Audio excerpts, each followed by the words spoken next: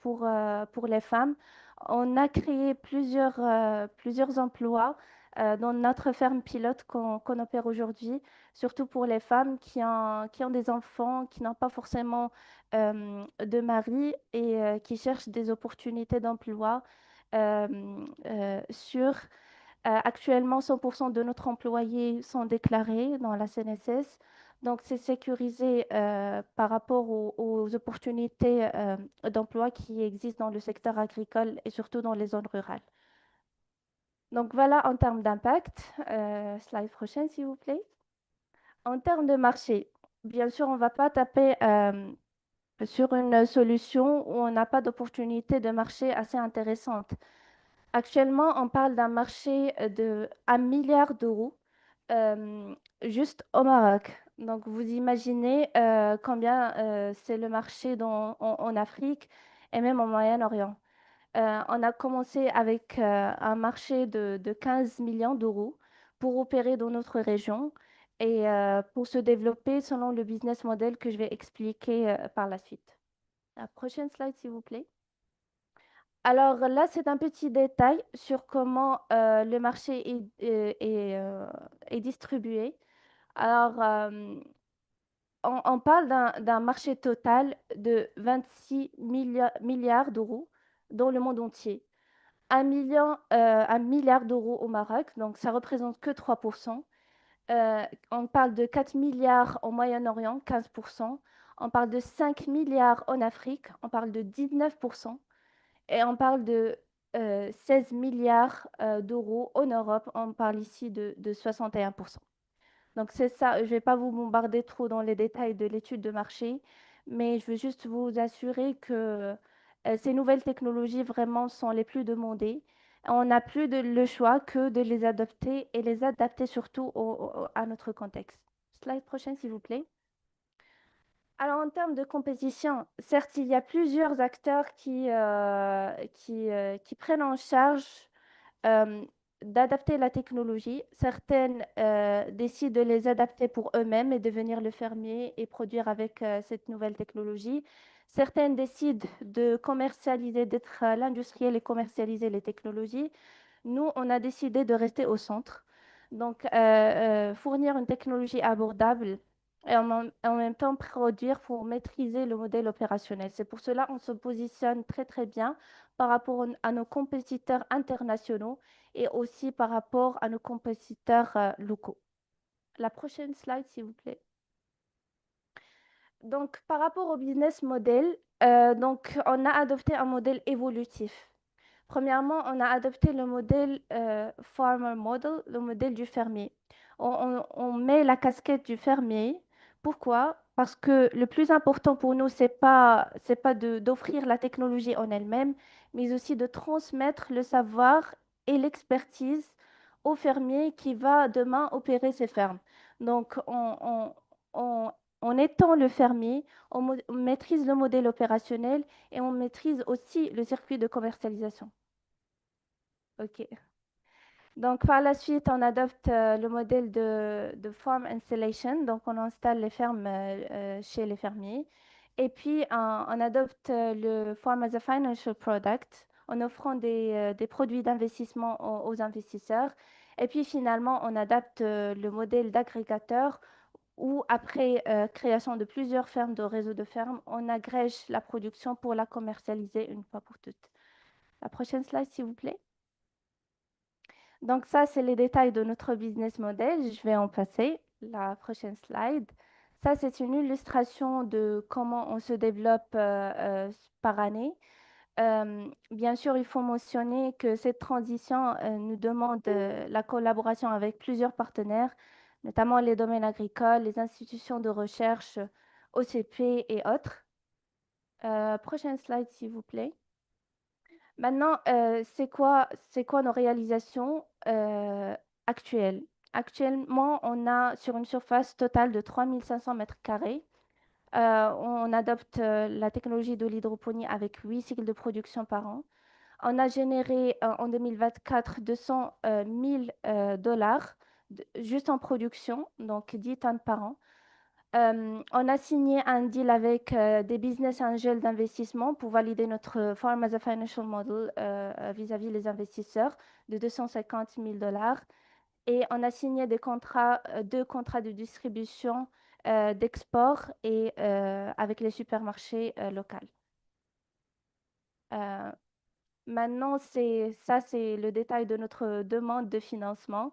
Actuellement, on prépare notre première levée de fonds de 750 000 euros et on a sécurisé 50% de cette demande de la part d'une CVC et quelques business angels et on cherche de compléter les autres.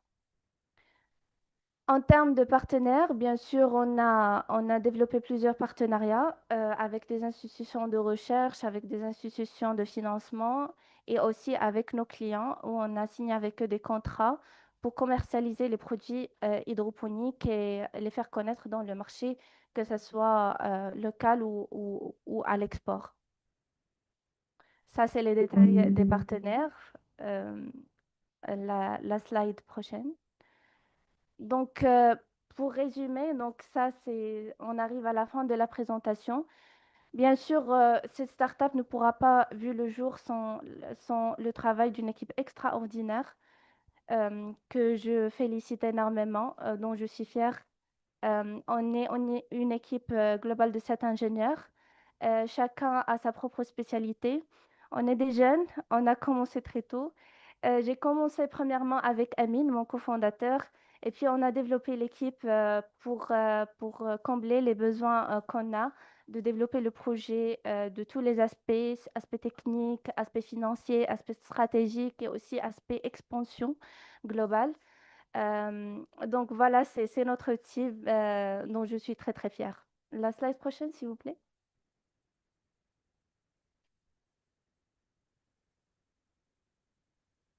La prochaine slide, s'il vous plaît.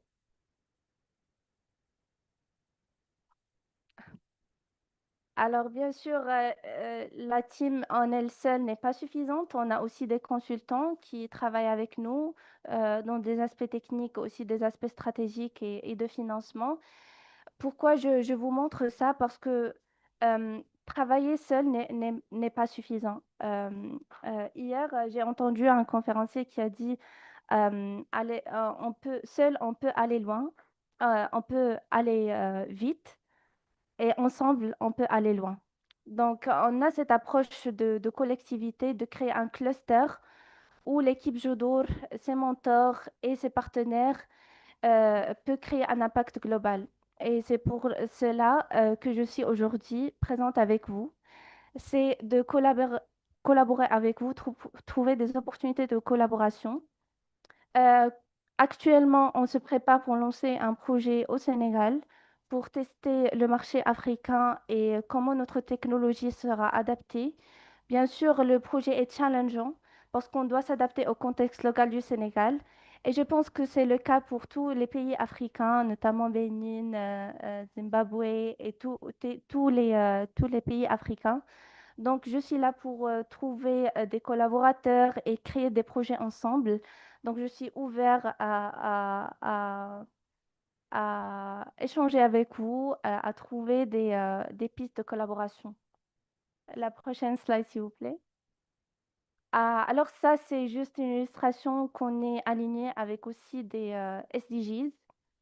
Parce que la sustainability, la durabilité et l'impact environnemental et social sont dans notre DNA.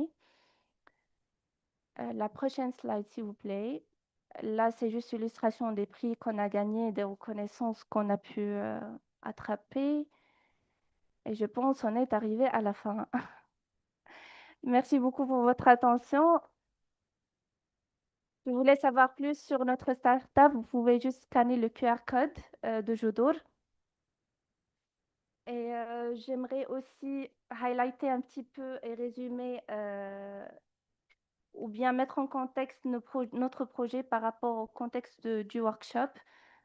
J'ai entendu plusieurs d'entre vous et plusieurs acquis que j'ai appris, c'est que si on entend de loin, le contexte africain, on va pas le comprendre. Ce workshop m'a permis de découvrir des détails que j'ai pas reconnus en étant au Maroc. Certaines problématiques sont communes entre le Maroc et plusieurs pays africains, mais certaines problématiques sont spécifiques pour chaque pays. Et ça nous ramène à la réflexion de créer des projets de développement commun où chacun d'entre nous apporte les défis locaux de son pays et de créer des opportunités de projets qui peuvent régler à la fois les problématiques et les défis rencontrés dans chaque pays.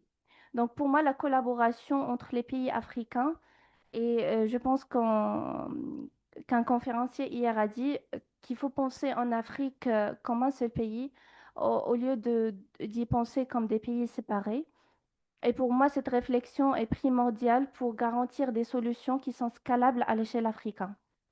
Donc, je vous invite également à penser dans cette direction et je suis hâte à écouter les autres intervenants. Merci beaucoup.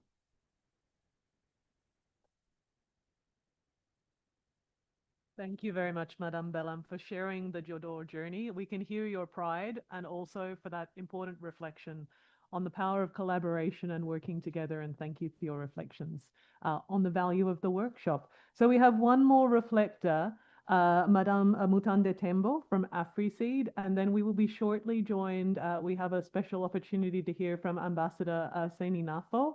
He's the coordinator of the Africa Adaptation Initiative, and I think he's got a short window online. So we'd like to take his remarks. But please, Madame Mutende Tembo, you have the floor first for your presentation.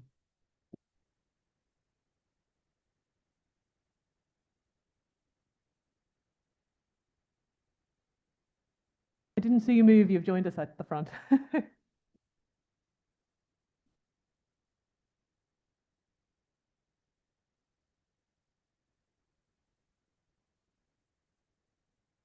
Good morning, everyone.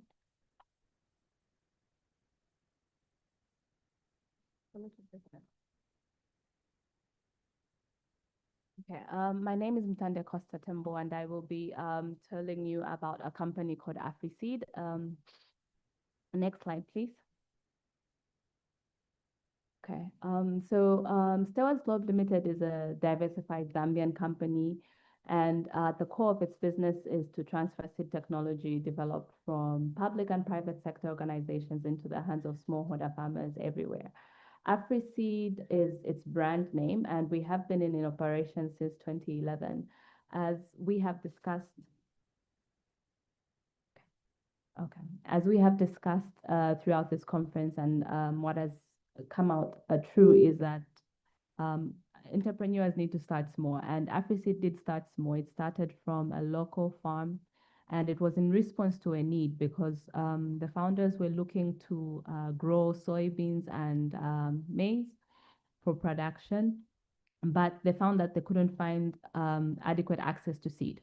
And in responding to that, they developed a seed company, and now we currently sell between 4,000 and 5,000 metric tons of seed, and we're able to reach 150,000 farmers as at last year. And in addition to that, we have been able to expand into the region. So not just Zambia, we now have a regional office in Tanzania, and we also sell to Angola, DRC, and Botswana and Zimbabwe. We are looking to expand because we've noted that there's a lot of demand for seed. Over on your right, if you see the map of Zambia there, we as part of our seed sourcing strategy, we work with smallholder farmers. These are our producers. So they produce our small grains and our legumes, and currently they produce about 40% of our seed portfolio. And we actually started with about 95 seed growers in 2011, and now we have above 2,000. So it's a testament to our growth. Next slide, please. Okay. So as I was mentioning that our sales have expanded, and we now work with about 200 agro dealers, and these are within the country, but we also have distributors in Tanzania and also Congo DRC. We have about 5 local regional hubs. So we work in our main headquarters, which is in Lusaka, but we have regional offices in different parts of the country. And we're also looking to expand so that we just make sure that trade is easier if we localize production and processing in the provinces. Currently, we have about 112 staff, and these are 36% female, and we also sell more than 30 crop seed varieties. Next slide, please. So what is the market opportunity that AfriSeed is tapping into? Currently, we have the African seed market is valued at about 3.15 billion, and it's growing at a compound annual growth rate of 4.8%. And in Zambia alone, the seed market is currently valued at 151 million, but it is dominated by maize. Despite all this, more than 80% of smallholder farmers in Africa use recycled seed, and this is largely due to supply constraints and limited last mile access. But from our conversations, we noted that food security is important, but you can't discuss food security without discussing seed. Because with all your plant-based products, you have to start with the seed. So the quality of the seed ultimately affects the quality of your product. So that's why we at AfriSeed are very emphatic on high quality seed, which is climate smart and certified. How are we able to fill this gap? We have a diverse portfolio of seed. Most seed companies in the region will focus on maize and maybe some soybean, but AfriSeed has gone a step further, and now we also incorporate indigenous crops into our value chains, into our products. We have millets, we have sorghum, we have rice, we also have soybean and sunflower. Of what a smallholder farmer needs is met by our portfolio. Next slide, please. So that's just an example of some of the products that we have. We have the maize, we have the cowpea, the rice, and the common beans and the soybean. Next slide. So what is our competitive advantage? Like I mentioned, most seed companies only focus on maize and soybean, and rightly so. Those are high revenue generating, and they also have repeat sales. But our concern is to feed the nation and to feed Africa. To do that, we can't just focus on maize and soybean. We need to look at neglected and small grains like millets and sorghum, which we noted in our the biggest drought that we had about 2023, that our millets, our sorghums, and our cowpeas were more resilient than just your maize. And that's what farmers now were turning into for production. So that's how we are able to fill that gap. Currently, our pricing is made with the smallholder farmer in mind. We noticed that in part of our distribution, accessibility was a challenge. Either the farmers were not able to get to the agro dealers, or even if they got there, they could not afford the seed pack. So we reduced our seed packages. Now our smallest is 2 kg, and we are also exploring going down to 1 kg. This is to ensure that we increase access, not just for smallholder farmers in the rural areas, but beyond, even those that have financial challenges. And then we also distribute within our last mile. So we work with different agro dealers, and we make sure that we reach the farmers where they are. We mentioned yesterday that there are a lot of logistical challenges to trade, but not only in trade, but also our customers have those challenges. And to make sure that our seed reaches our customers, we have incorporated different models that include taking the seed right to the smallholder farmer's desktop.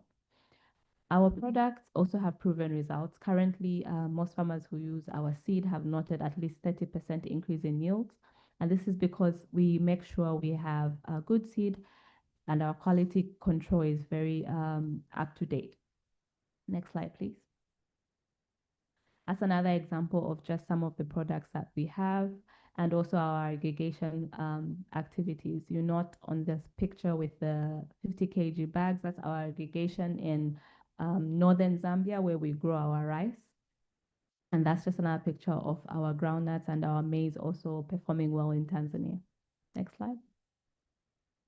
So at AfriSeed, we're very concerned about working with our communities. So how do we drive change and impact? We empower more than 150,000 farmers with our seed, and we reach them through our last mile. But on top of that, we also offer extension services. So we noticed that it's not enough for a farmer to just have the seed. They need to know what to do with it. They need to know what's happening.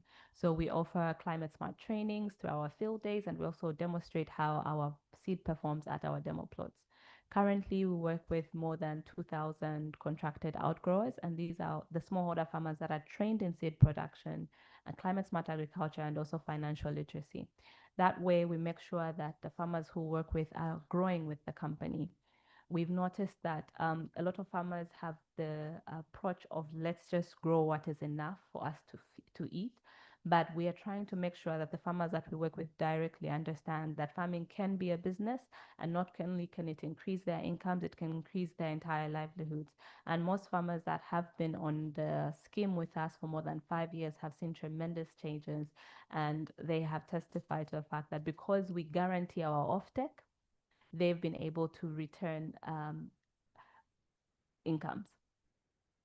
Currently, we create about 200 seasonal jobs.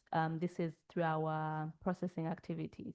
So in the factories, we employ about 80% women, and these help us with seed sorting and handling. And currently, we have more than 100 full-time staff, and this is across the country. So our workforce is inclusive. Currently, we are at 56% youth and about 36% women. And also 22% of women are on the management and 33% are on the board. Next slide, please. Again, another picture of our field activities. You can see one of our female farmers there in the field. Looking at taking care of her groundnut seed, and over on the left you can see some of our aggregation training activities. So that's with our rice, which is relatively new. We have only been producing it with smallholder farmers in the last 3 years, and we have been ensuring that we train them throughout the entire process, not only on the planting, the growing, but also on the harvesting. Over at the bottom you see the women that we employ in our factories that help us with the seed sorting, because some of our crops are sensitive. For example, your groundnuts, it's very hard to find machinery that is good enough to not crush our seed. Okay, next slide. We have a broad team of experts, and together we have a combined expertise of more than 100 years. And this ranges from our CEO, who's trained in seed business, but also we have our marketing, and R&D departments, and also production. All these are very vital to the success of the company. And we also have our support that is offered by HR, business development, and our IT. Next slide. So at AfriSeed, we're very excited because we have been steadily growing and we are looking to continue this growth. And in doing that, we want to develop an agricultural center of excellence, which is valued at about 9 million. And we want to ensure that we increase our infrastructure and processing equipment and move from 5,000 metric tons to at least 10,000 metric tons per annum. We also need to increase our market reach and expansion and continue with the last mile access. And also, more importantly, also invest heavily into R&D and also variety commercialization. So through this project, we expect at least 33% increase in seed production. Will be through our irrigation-enabled farms and modern processing activities. We also want to launch 2 to 3 new hybrid varieties of maize, but also wheat and also groundnuts and beans. Ultimately, we're looking to expand our seed distribution system and reach more underserved areas, and also digitize our last mile delivery. Next slide, please. So we're looking to raise at least 13.6 million in revenue by 2028, and we expect that this will happen with an annual growth rate of at least 10% over the next 3 years, and we're looking at 56% of our growth margin. So at AfriSeed, we invite you to join us on this journey in whatever capacity, because we realize that we're in a room full of potential, full of partners, and as we have all agreed, we need to work together for the communal success of our continent. Thank you.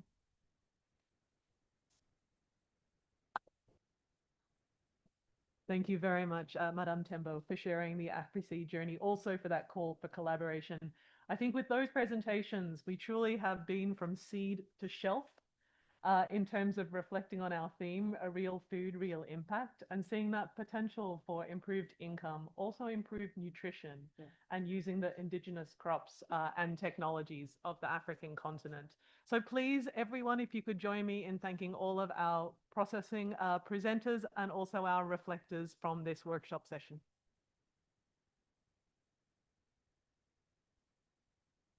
I now have the pleasure, and I do hope he is online, of introducing Ambassador Saini Nafo. He is the coordinator of the Africa Adaptation Initiative. And the reason we are actually convened here today under the Food Accelerator and under the Food Systems Innovation Network, we had this small window of opportunity to hear his reflections, both from the AAI perspective, his words to the group here, and also perhaps some reflections on next steps or takeaways. So Ambassador Saini Nafo, if you are on the line, we would welcome hearing your thoughts. Over to you. Thank you, Selina. Can you all hear me? Can you hear me? Selina, just say yes if you can hear me, because I don't know if my mic is... Yes. Okay, so you can hear me. Well, thank you, everyone. I hope I would have been with you. So really, my sincere apologies. I just arrived last night in Chad, where I'm actually going to be doing similar work here.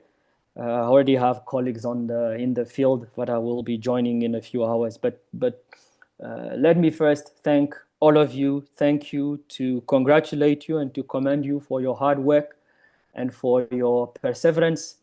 As AI, we've entered this sector in the last 2 years or so, and I can really tell you we have seen so much challenges that I've been asking myself if this was not a mistake, and there were plenty of reasons to give up, plenty of reasons to fail. And that has really given us a sense of some of the challenges you guys are going through. That's why I really want to commend you. Being an entrepreneur in Africa is anything than business as usual. And being an entrepreneur in the food security sector, in the agriculture sector, is just madness. I think it's just easier to sit at the bank and import some grains from Asia rather than doing it yourself. So I really want to congratulate you again. On the Food Security Accelerator itself, we've gone through some of difficulties on our own. I think you are aware of the challenges with the U.S. government. We've been engaging in the last few months, and I hope to bring some good news in a few weeks. But in the meantime, we've been able to continue, and we will continue. We've been able to secure some funds, so we will continue. That's the good news. We will continue, and we'll be able to provide support, I think, very quickly with our UNCDF friends to the first cohort of entities who've been waiting, I think, for far too long. And again, in Zogbopime, I believe that this is a great opportunity. From what I understand, we have representative of working in more than a dozen African countries, covering North, West, Central, Southern, and Eastern Africa. This is a great opportunity here to have a platform where we can share knowledge, where we can learn lessons, and also where we can partner for further investment. And this is the opportunity here. I want to really allow ourselves to make those connections so that we can scale together. So definitely let's stay connected. I'll revert to you in a few. We are considering all kinds of options. We're considering climate funds. We're considering philanthropy. We're really upping our game, and we'll do everything not to disappoint you. We'll do everything to stay with you and work together. So a big thank to you all for showing up. This is you are in another program, the Ecoverse, which is also very dear to us. So thank you for coming down there. Thanks to the people of Zogbopime and to the government of Togo and to my dearest sister Sandra, who is even crazier than I am, as she should support me in some of those programs. And thanks to the whole SSA team, we'll be together. My commitment, the commitment of AAI and FSA and SSA to you, is that we won't give up, and we'll figure out ways and means to support you. And I can assure you that this is what we have in our mind, and we're dedicated to do that, and we'll achieve that together. Thank you very much, Selina, and see you all very soon. Thanks. Thank you very much, Saini. All the best with your work in Chad, and we look forward to seeing you at the next meeting of the Food Systems Innovation Network. Definitely. Safe journey. Thanks. Thank you.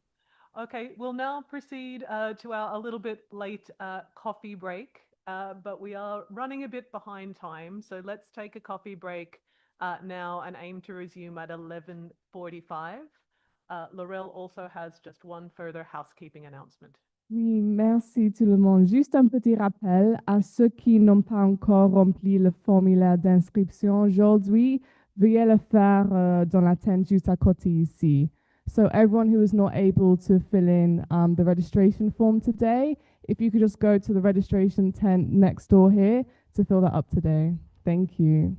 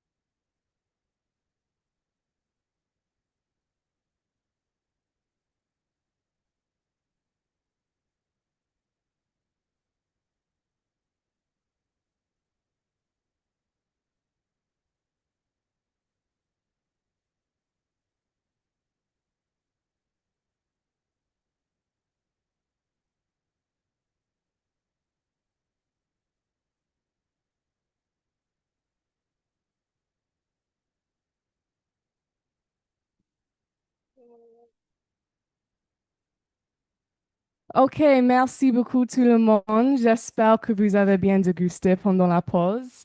On va maintenant passer à notre deuxième atelier de la journée consacré au développement de produits pour la nutrition et le consommateur urbain. Donc, nous allons explorer les innovations dans le domaine des produits prêts à manger et prêts à cuire, en mettant l'accent sur leur conception, leur emballage et leur accessibilité et leur abordabilité. Nous allons commencer cette session par une présentation d'une personne qui propose des produits prêts à manger à la fois sains et délicieux. J'ai le plaisir donc d'inviter Madame Latunji Bilikis de Ofonio. Madame, vous avez la parole. Merci. Merci, bonjour à tous. Je suis Bilikis Latondi, je suis naturopathe. Je vais donc vous raconter mon histoire. Qu'est-ce qui m'a amené à sublimer le fonio? Lorsque je suis en consultation naturopathique avec des personnes, quand ils viennent avec des problématiques bien précises, dans la plupart des cas, 8 cas sur 10, je suis obligé de leur suggérer d'arrêter de manger du blé parce qu'ils sont généralement pour la plupart intolérants au blé en fonction des symptômes qu'ils présentent.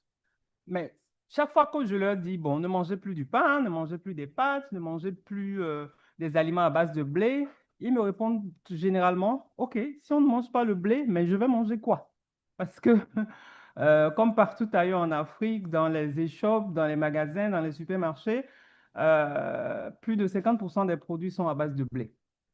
Donc, cette problématique m'a amené à chercher, à réfléchir et à voir quelles sont les autres alternatives qu'on pouvait avoir au blé en termes de céréales sans gluten. Donc, c'est ce qui m'a amené à découvrir le fonio. Et aujourd'hui, je vais vous parler du fonio parce que chaque fois quand je sors avec les produits, les gens ne connaissent pas. Très peu connaissent, très peu en mangent. Donc, je me suis dit qu'il est bon quand même de prendre le temps de vous parler de cette céréale extraordinaire.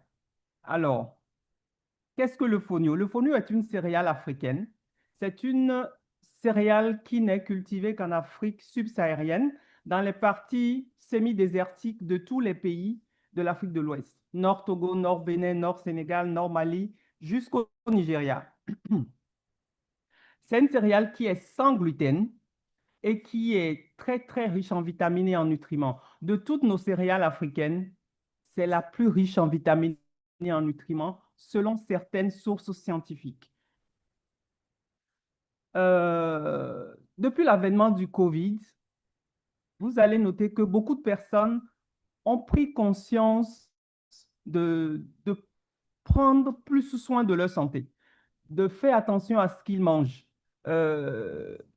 Et aussi, avec la consommation excessive de blé, beaucoup de personnes sont devenues intolérantes à cette céréale. En fait, je vais vous dire, le blé n'est pas une mauvaise céréale en fait.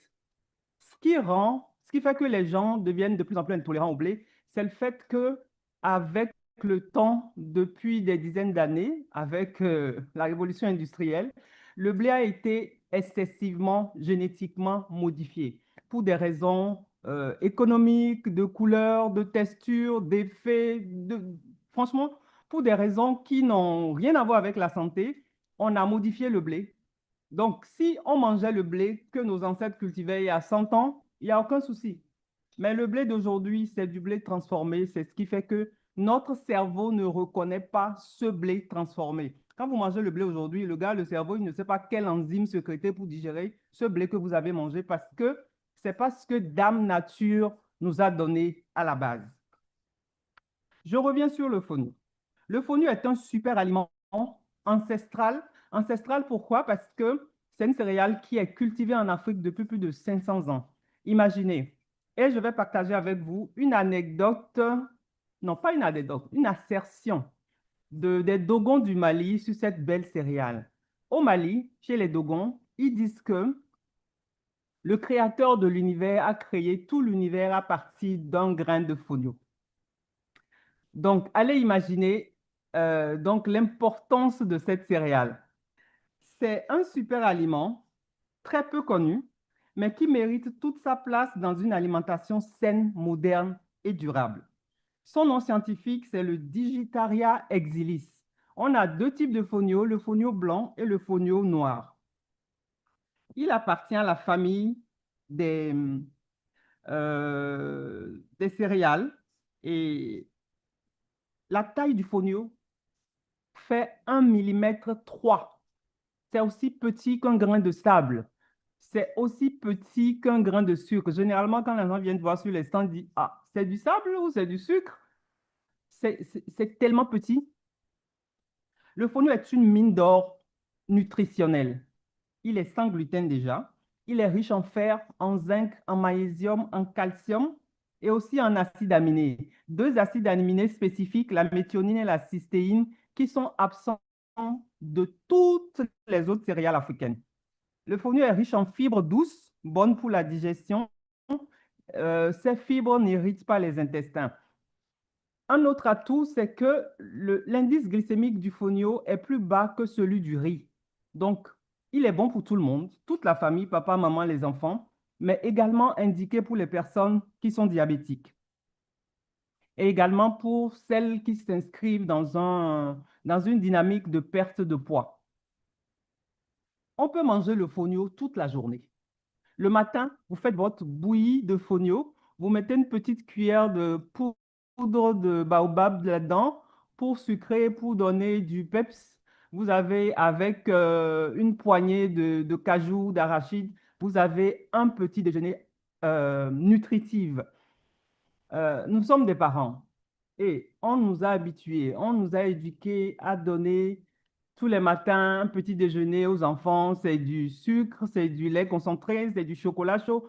Bref, un shoot de sucre qui donne généralement des pics d'insuline et après, tu as faim 2 heures plus tard. Nourrissons autrement nos enfants. Il y a des solutions. Donc, on peut prendre le fonio au petit déjeuner. À midi, tu fais ton couscous de fonio, tu manges.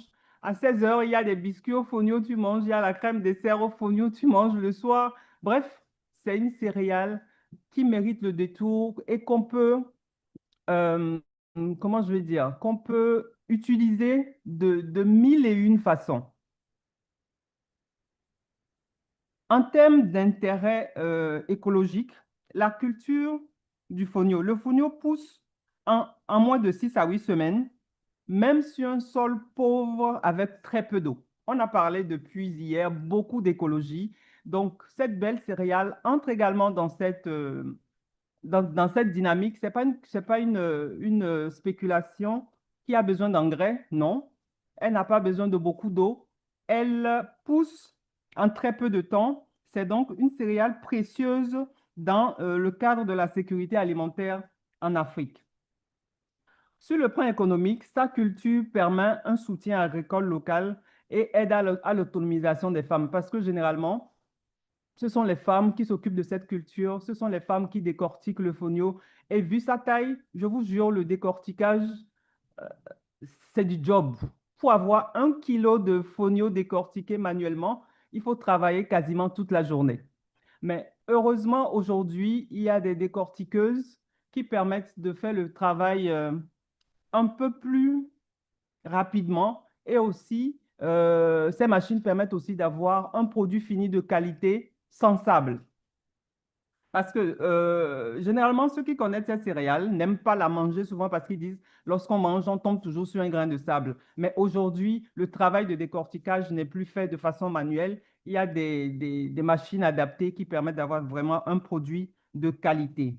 Alors, pour revenir à notre marque, euh, la marque que je représente s'appelle Ofonio. Et Ofonio vous offre des biscuits à base de farine sans gluten, principalement la farine de fonio et également de la farine de manioc panifiable. Nous utilisons exclusivement des produits locaux de qualité. Du sucre roux, parce que j'y tiens, c'est nourrissant et ça n'a pas les mêmes inconvénients que du sucre blanc. On utilise également des amandes locales de qualité pour faire notre produit. Nos biscuits sont également sans additifs chimiques et sans conservateurs. C'est vraiment la belle alliance plaisir et santé. C'est une façon saine de se faire plaisir sans culpabilité. Ofonio, c'est aussi une crème dessert. Je ne l'ai pas amenée aussi aujourd'hui, mais c'est également une crème dessert qu'on réalise, une crème dessert 100% végétale. Elle est faite sans lait de vache, parce qu'il y a beaucoup qui sont également intolérants au lait de vache. C'est une crème dessert qui se prend frais, c'est un peu comme du déguet, mais du déguet 100% végétal.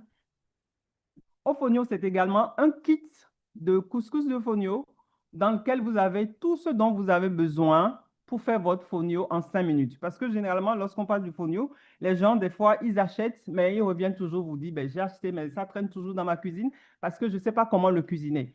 Cette problématique nous a amené à leur faciliter la chose, les aider à pouvoir le cuisiner plus facilement afin de le manger plus souvent. Donc, dans notre kit, on a un sachet de couscous de fonio pré-cuit déjà. On a un sachet d'assaisonnement et une petite quantité de matière grasse de qualité, de quoi faire votre fonio en 5 minutes. Donc, quand vous rentrez du boulot le soir à 18 h et que vous avez un sauté de légumes au frigo, une petite sauce, vous avez mangé, vous faites votre couscous en 5 minutes et vous avez mangé. Voilà ce que je peux vous dire du fonio.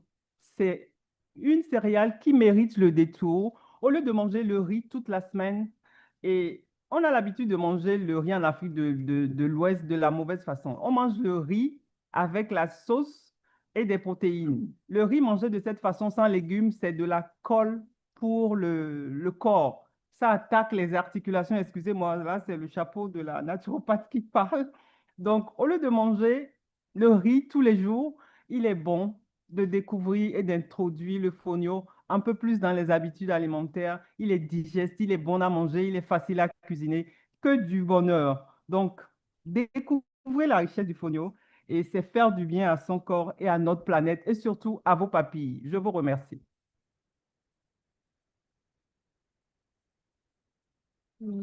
Merci. Je n'ai pas parlé de nos challenges, s'il vous plaît. Permettez-moi, donnez-moi une minute. Aujourd'hui, notre entreprise, en termes de challenge, nous souhaiterons vraiment installer une unité de production aux normes de qualité et aux normes, acquérir les machines pour pouvoir industrialiser, pas industrialiser, mécaniser déjà la production qui est aujourd'hui 100% manuelle et obtenir notre certification pour pouvoir accéder à un marché plus grand, surtout le marché africain d'abord, couvrir toute l'Afrique, pouvoir avoir Ofonio partout en Afrique et peut-être après sortir de l'Afrique. Je vous remercie. Merci, merci beaucoup, madame. Et je pense que vous avez ouvert une conversation très importante sur comment les produits peuvent répondre aux besoins croissants des consommateurs urbains, tout en soutenant la nutrition et aussi la compétitivité des entreprises agroalimentaires. Et on peut vraiment sentir votre passion. Donc, merci beaucoup.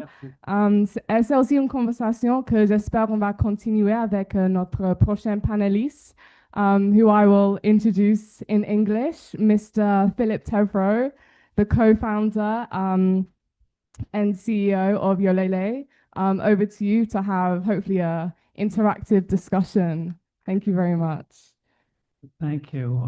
And I don't know that I'm actually a panelist here, but I do have, would like to ask some questions of some of the other attendees, including Ofonio. And the question is about packaging. The subject is about packaging. And when we package food for retail consumption, for consumer products, the first job of the package is to protect the contents, to make sure that it will last on the shelf and it will taste good during its commercial life. And then another job is to sell the product. And the product has to sell to the retailer. And then, because retailers have a finite amount of space and many people competing for access to that space, the job of the package is to make sure that consumers plenty of consumers will buy the product so that it moves off the shelf, so that the retailer will not give your space to someone else new who comes along. So when you package your products, you first you have at least two ranges. You have the couscous de fonio and you have the biscuit. Which of those sells faster at retail? Le biscuit, Le biscuit. oui. Oui. Prêt à manger. Oui, c'est le Okay. biscuit qui se vend plus. Okay. Mhm. And when you chose what points to communicate on the package for the biscuit, how did you choose which points should be most important? Which element should a consumer see first and second and third? Sur le packaging, je peux vous avouer que le packaging que vous avez vu aujourd'hui, c'est peut-être notre 4e packaging. On a d'abord commencé avec des sachets simples en plastique qui étaient transparents, qui permettaient de voir le produit à l'intérieur, c'est-à-dire de voir ce qu'on veut acheter. Mais au fil du temps, on s'est rendu compte que lorsque le client achète et que par mégarde le sachet tombe, les biscuits se brisent. Même nous-mêmes, en allant livrer des fois, ça tombe, ça se brise, tu ne peux plus vendre.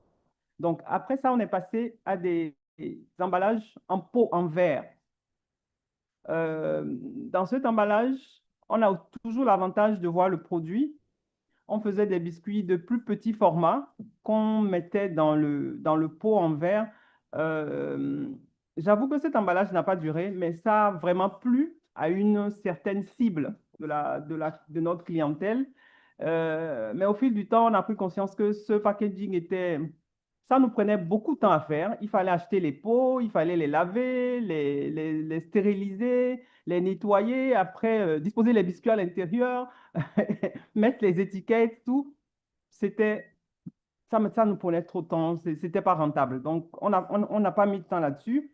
Après ça, on est passé à un packaging, toujours en carton, mais un carton plastifié qui avait la forme du biscuit, c'est-à-dire une forme étoile qui épousait vraiment le produit, ce qui fait que quand ça tombe, les biscuits ne se cassent pas. Mais c'était un packaging qui nous coûtait 15-20% du prix du biscuit. Ça revenait un peu trop cher. Donc, on l'a laissé. Et finalement, on est sur celui-là pour le moment. Mais celui-là aussi n'est pas le définitif. On continue de réfléchir. Mais le premier élément, pour répondre à votre question, le premier élément qu'on a voulu mettre en avant sur le packaging, c'est déjà le fonio, la chose, le fonio, parce que sur notre packaging, on voit le biscuit est dessiné et les amandes qui sont parmi les ingrédients sont également le topping, si je veux dire, qui accompagne le biscuit est mise en avant et aussi la céréale principale. Et puis des couleurs chatoyantes qui attirent.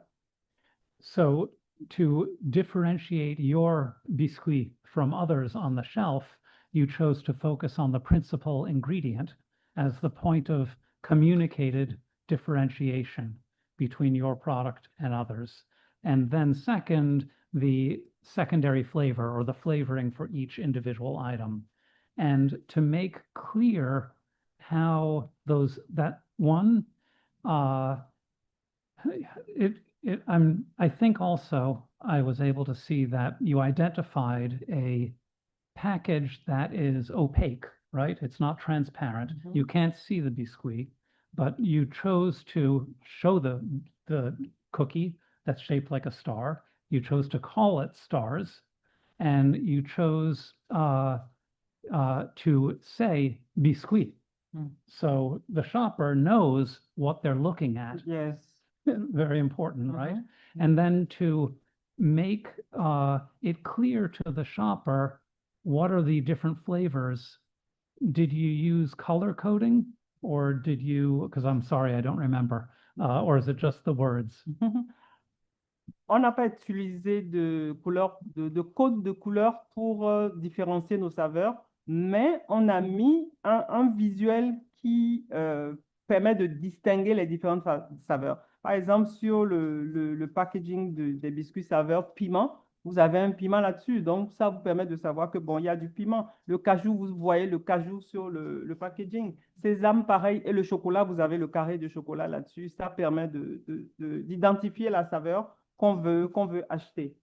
And the piment is red, right? Yes. Et le Yeah. piment est rouge, voilà. Rokiatu, I'm calling on you by surprise. You sell many different products and they have different bases. And I was informed yesterday that there's one product that you have that sells better than the rest. How do you communicate its chief selling point? How do you let the consumer know what it is that it does for them, why they should buy it?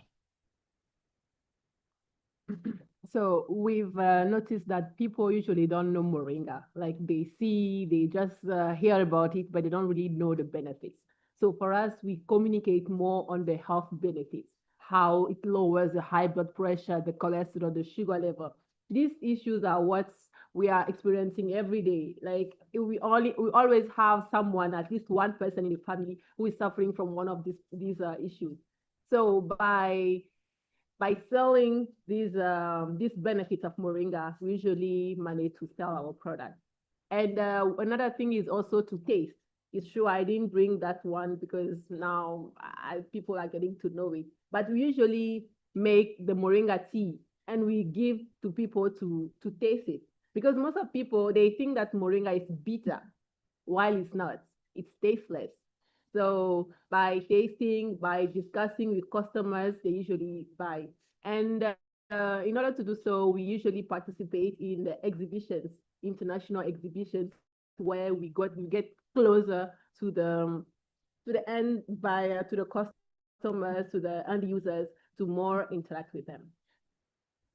But if your product is on a retail shelf, then you don't have the opportunity to explain in person. It's only the package. The package has to do, from beginning to end, all of the explanation. When there are specific health benefits, do you feel that you're able to communicate specific health benefits quickly and effectively on the package? I think we are still working on that one. We are still working. Sure, we write the benefit, the health benefit, but we've also noticed that people don't read it. Like they don't read. Yeah. And they just see, they look at it and then they ask you what has been written. Yeah. So one thing is also to be more present on social medias, especially TikTok, making videos to explain the benefits of it. And hopefully they'll listen to that one. In the store, I don't know how it is here, but in stores in the US, you have a fraction of 1 second of a shopper's attention in which you hope, first of all, to get them to notice your product as opposed to the others, and then to look at it and understand what it is, and then what it will do for them, and maybe give them a feeling they should buy it. I'm trying to, is Madame Ivorienne here? I don't see her. Ah, oui, yes. Yes, there you are. For your products, you are selling the pâte de fruits, and you have different flavors, right? Different fruits. And then the other line that is not pâte de fruits is what? C'est quoi? D'accord. Au niveau des pâtes de fruits, on a plusieurs saveurs. Mais ce qu'il faut savoir, c'est que les pâtes de fruits, c'est un procédé qui est un peu compliqué à réaliser. Donc, on ne peut pas utiliser tous les fruits. Donc, en fait, les pâtes de fruits, ce sont des bonbons à base de pulpe de fruits qu'on cuit avec du sucre. On ajoute un gélifiant naturel qui est la pectine. Donc, il n'y a pas de gélatine, il n'y a pas d'intrants chimiques. Et on ajoute du sucre parce que c'est le sucre qui fait effet de conservateur. Donc, c'est un processus de cuisson qui demande beaucoup de maîtrise et de technique. Et l'autre part? À part les pâtes de fruits, on a des fruits séchés. Donc, oui. On a des fruits séchés. Donc, la mangue séchée, l'ananas, le coco. Et on a un paquet qui regroupe 5 fruits séchés. Donc, c'est un mélange de mangue, ananas, banane, coco, papaye.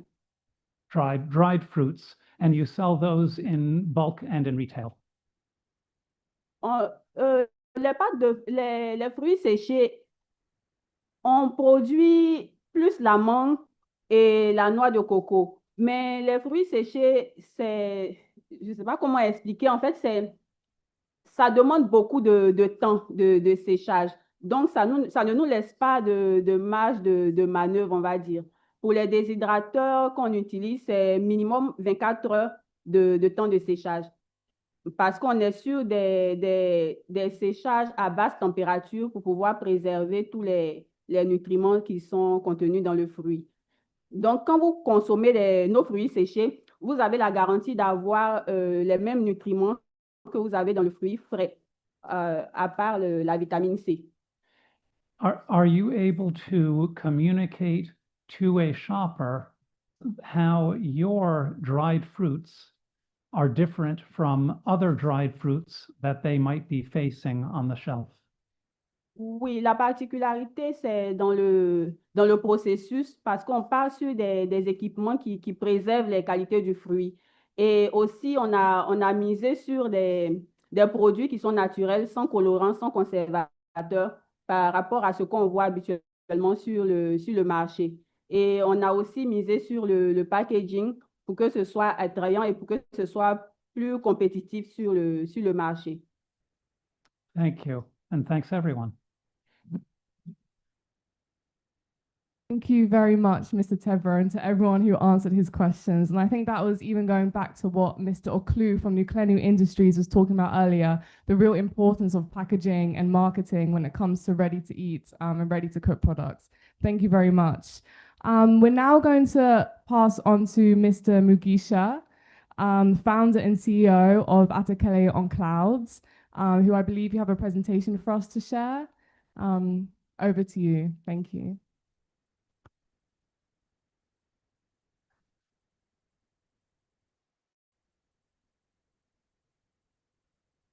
All right.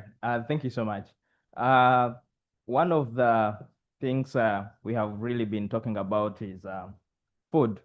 And one main issue we want to solve right now is to see how we can ease people's lives in terms of access to food, which is ready to eat and ready to cook kind of a model.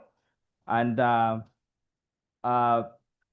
my question, which I really thought about, was how can we be able to solve this problem by helping urban consumers access nutritious, fresh, and sustainable food without compromising their main concern of convenience. And when I focused about the conversation we have had, I realized that we are missing out on the issue of sustainability. And for me, that's where I really want to focus on today in this conversation. And when I talk about sustainability, one thing that comes into my mind is to look at the source. And for me, the source is the soil we are using to get the raw products that we are using as raw materials. Some of the questions I've been asking around, including Steve and other presenters we have had, is how are you able to manage the continuity of supply of these raw materials you're using to get these ready to eat, ready to cook products? And when you look at this picture, you see that actually Africa's soil is degraded, and 65% of it is not sustainable anymore for farming practices because we are using unsustainable farming practices. And now this land is 1%, which is way below the optimal range of 3 to 6% required for productive farming. And this affects the entire sub chain of food. So I've had and I've also seen hydroponic kind of technology being deployed to help us support this challenge. But I think we can all agree that soil still stands. And to mention that actually, when you look at this, if we do not have a solution to the soil, we cannot talk about sustainability. And that's where, for me, I want to really draw my conversation. Africa will be wasted in 50 years from now, based on the statistics around, because of soil. So the other element I really wanted to focus on, based on how we operate as a company at Cloud Cloud, is the process which is involved in getting LTE and LTC. We created a model which we use, which we call Fresh Pack. So Fresh Pack is simple, a summary of what things as a company in line with these products supposed to focus on. And one of them is food safety and quality control. That cannot be missed out. The other is regulatory compliance. Without that, you cannot move a product anywhere, or you cannot be able to satisfy customers that actually you produce. The other question I was asking around, is your product certified? Are you planning to comply with certain regulations? And you find that as we are producing these products, we are not going through regulatory requirements to make sure that these products are safe, and are satisfied for bigger commercial, business. Then the other element is expenses, which is high production cost. Usually puts us off the business, because to do ready to eat, ready to cook products, it's very expensive, very, very expensive. And it's a challenge to bring down those costs. Sometimes we have to get equipment, for example, from China and everywhere, to make sure that we cut our costs. Then the other element is shelf life. It's another point to focus on, to make sure that the product is able to live longer. And I was intrigued by Stephen's conversation we had in the morning. He shared that his product is supposed to be able to live more than 2 years, which of course the normal practice it is 4 months. So that is a very huge contribution to ready to eat, ready to cook kind of food. Handling and distribution and logistics, those are the conversations we've had. I don't want to create a repetition in some of these areas, but it's important to focus on them as well. Then packaging and sustainability. I highlighted this because Steve here was talking about packaging. Packaging is what the customer really interact with, and that's where the beginning of purchasing and sales gets to point of view, and that's where sustainability of the company and the product itself also moves on. Then consumer acceptance and preference. Some of us have seen different products. I'm really intrigued, and I like fonio. I liked fonio from the first time I heard the word fonio, so I carry fonio around since yesterday. So it will be hard to get to make sure that everyone can understand the importance of fonio, unless there's a special packaging of this information and given out, so that the customers can consume, can accept this product. So I cannot talk about ready to eat, ready to cook, without talking about why this matters. And at Catalan Cloud, simply you can say we are looking at food that every bite, every scrap is put to good use. So there's so much food wasted, and there's so much food which is taken to be eaten. So, but we do not account for that which has gone to waste. So for us, we are looking at how best can we put all food that is produced, put to good use, whether it is waste or it is produced. So for us to better do this, and we call this the best model, we do BBM, which is mainly a circular economy, where we do the hard risk to do the entire cycle.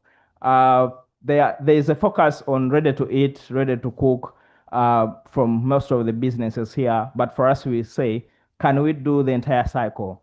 And the only way we're doing that is through this line of products. So what we do is we get the other waste you saw, process it into organic fertilizer and animal feeds, empower our farmers.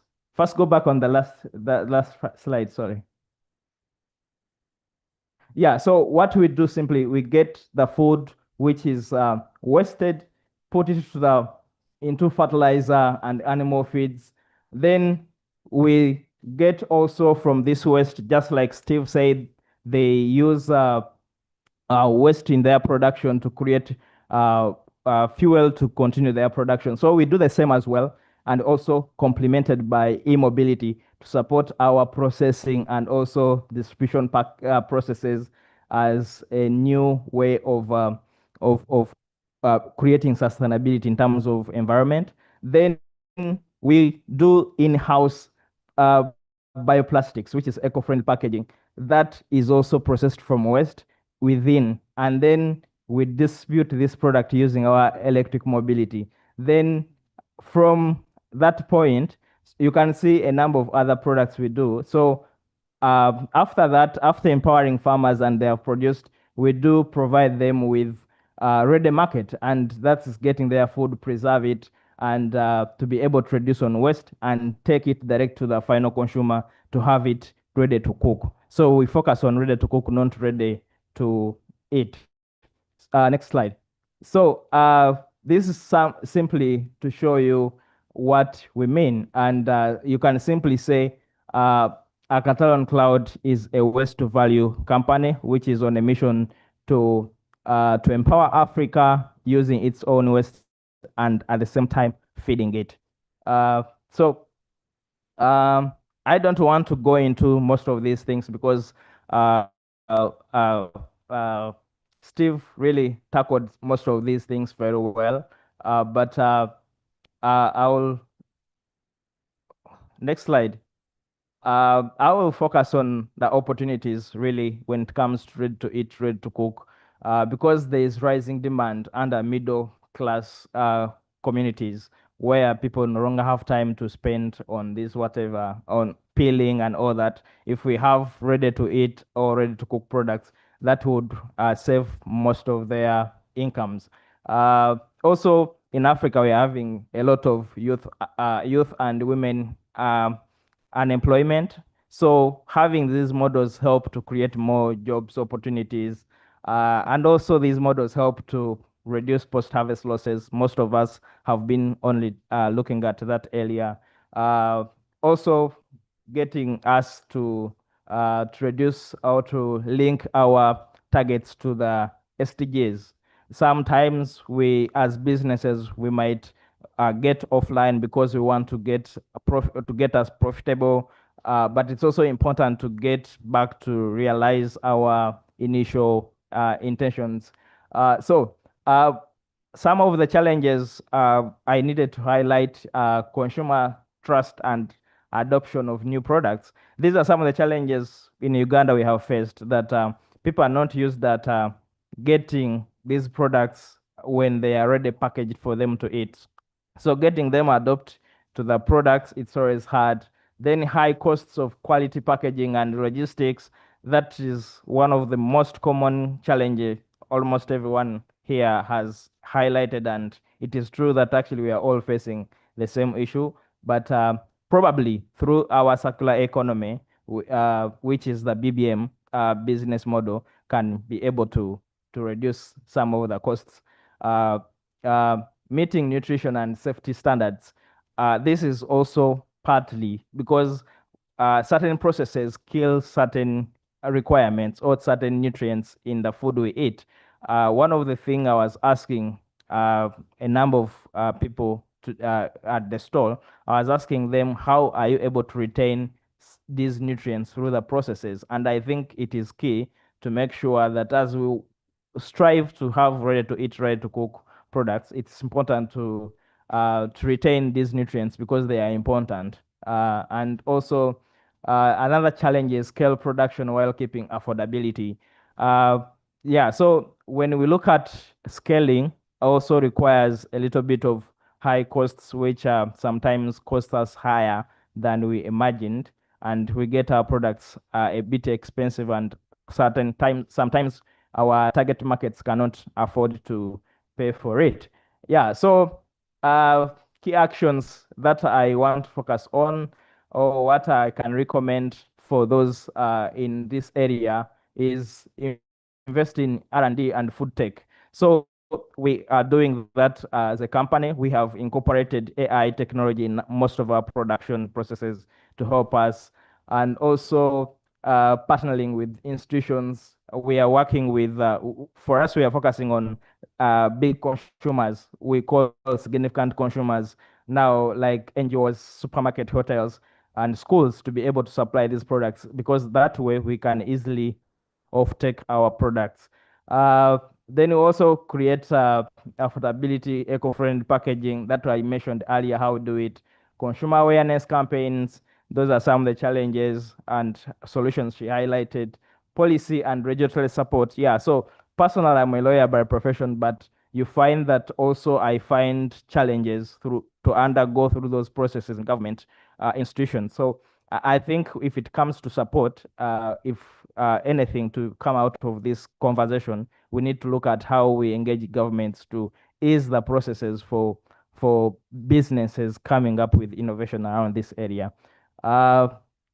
So I'll skip all the way to the second last slide, because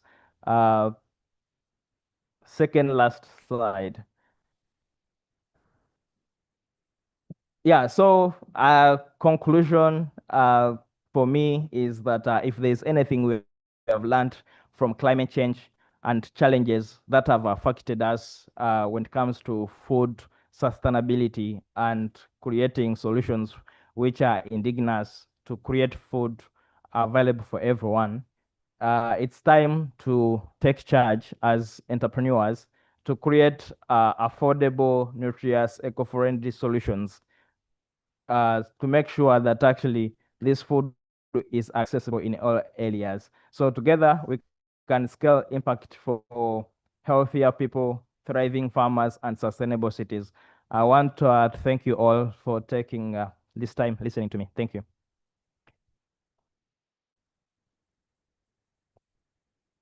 Thank you very much, Mr. Magisha. I think it's really good for us to think about not only the importance of ready-to-eat and ready-to-cook products, but also to have a realistic look at the process it takes to get there and the challenges. So thank you very much.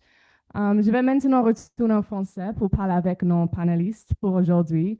Je vais vous poser quelques questions. Si vous pouvez répondre en 3 minutes, ce serait bien. Donc, je vais commencer avec vous, Monsieur Chala de FAEJ. Quelles sont certaines considérations que vous prenez en compte lorsque vous évaluez des investissements dans les produits prêts à manger ou prêts à cuire? Et quels conseils pourriez-vous donner aux entreprises qui recherchent un soutien financier dans ces domaines? Merci beaucoup, Madame, pour cette question essentielle dans un contexte où les modèles de consommation évoluent rapidement. Pour investir dans des produits prêts à préparer ou bien prêts à cuire ou prêts à consommer, il y a plusieurs éléments stratégiques qu'il faut considérer, et parmi lesquels bon nombre ont été déjà cités ici par les panélistes sur le plateau. Mais comme on le dit souvent, la répétition est pédagogique. Donc, j'aimerais citer ici quelques-uns. En première position, nous avons la qualité et la sécurité alimentaire. Donc, à ce niveau, il faut la conformité aux normes, l'hygiène et la certification, qui sont des conditions indispensables pour protéger les consommateurs. En deuxième position, nous avons l'innovation et l'adaptation aux besoins locaux. Donc, à ce niveau, le produit doit répondre à une demande réelle et avec une valeur ajoutée, peut-être le goût et la durée de conservation et aussi le packaging adapté. En troisième position, la viabilité économique. Donc, il faut l'existence d'un business model solide et l'utilisation, la marge bénéficiaire claire et aussi un plan de croissance réaliste. En quatrième position, nous avons l'impact social et environnemental. Le projet que vous voulez présenter doit permettre la création d'emplois, l'utilisation de matières premières locales et la durabilité des pratiques. En cinquième position, nous avons la capacité de gestion de l'entreprise du porteur du projet. Donc, à ce niveau, il faut la transparence financière et gouvernance et la capacité à honorer ses engagements. Donc, pour revenir sur la deuxième question qui concerne les conseils à donner aux entreprises qui sont à la recherche de financement pour les produits prêts à cuire et prêts à consommer, je dirais ceci, il faut qu'ils préparent bien leur dossier, c'est-à-dire l'étude du marché, principalement l'étude du marché, et un plan d'affaires et une projection financière. Donc, en deuxième position, valoriser l'innovation. Montrer ce qui différencie leurs produits sur le marché. En troisième position, être ouvert au partenariat. Donc, travailler avec des fournisseurs locaux, des distributeurs et des centres de recherche. Merci. Bon. Merci beaucoup, Monsieur Tachala, pour ces réflexions et ces conseils aussi sur le financement. Je suis sûre que c'était très utile pour nos participants ici. Passons maintenant à la perspective de la recherche et des politiques publiques. Monsieur Asiato de ITRA, comment des institutions de recherche et de politique comme la vôtre peuvent-elles soutenir le développement des produits prêts à manger et prêts à cuire et quelles considérations clés souhaiteriez-vous partager? Ok, merci beaucoup à la modératrice. En réalité, il faut souligner que les structures de recherche sont tout le temps avec les TPME qui sont dans ce domaine agroalimentaire de transformation. Et il faut également souligner que les technologies qui sont maintenant sur le marché, en train d'être vulgarisées, viennent justement des structures de recherche. Et vous allez constater, nous, à notre niveau, nous avons des technologues qui sont là chaque jour et qui travaillent sur ces aspects, en pensant sur l'aspect nutritionnel, surtout en s'appuyant sur la qualité de ces denrées-là qui vont sortir et mises à la disposition du consommateur. N'oubliez pas également que la majeure partie des acteurs des TPME qui se lancent dans ce domaine sont des acteurs qui ne sont pas d'office formés à la recherche d'un boulot, d'un emploi. Ils s'orientent dans le domaine agroalimentaire et on constate justement qu'ils font du n'importe quoi. Et pour éradiquer cela, il faut leur prodiguer des conseils, leur donner des formations. N'ignorez pas qu'il y a certains il est certes que nous voulons les produits prêts à consommer et les produits prêts à cuire, mais n'appliquons pas des technologies que nous ne maîtrisons pas. Parce que quand ils nous approchent, on constate qu'ils ont des produits prêts à consommer, mais le consommateur, justement, se méfie de ces produits parce qu'il ne connaît pas le contenu. On est rassuré de ce qu'on prépare dans nos assiettes que de ce qui est préparé par une autre personne. Des gens viennent avec vous avec des produits stabilisés, prêts à consommer. Vous leur demandez qu'est-ce qu'il y a dedans, ils vous disent c'est un secret professionnel. Et quand vous fouillez, vous allez au fond, vous constatez qu'ils utilisent des additifs, des conservateurs dont les doses ne sont pas maîtrisées. Donc, il ne faudrait pas ignorer cet aspect également. Donc, les structures de recherche sont là pour accompagner, au fait, ces promoteurs de produits en leur montrant les technologies les plus adaptées. Parce que n'oubliez pas, vous aviez au sein de l'ITRA, par exemple, des technologues, des agroalimentaires, pas une dizaine, pas une vingtaine. Vous aviez des PhD qui sont formés chaque fois en formation continue et qui sont là. Mais il faut souligner que les promoteurs ne viennent pas vers les structures indiquées. Ils font à leur tête parce qu'ils ont vu faire ailleurs, ils le font aussi. Également, il faut se miser sur la qualité de ces produits-là.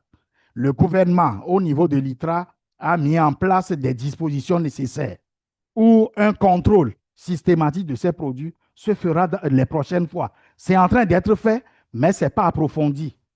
Maintenant, il y a un laboratoire qui est construit qui va même contrôler les contaminants, les colorants, ainsi que les additifs frauduleux qui sont utilisés. Ils le prennent sur les marchés noirs sans maîtriser les contours.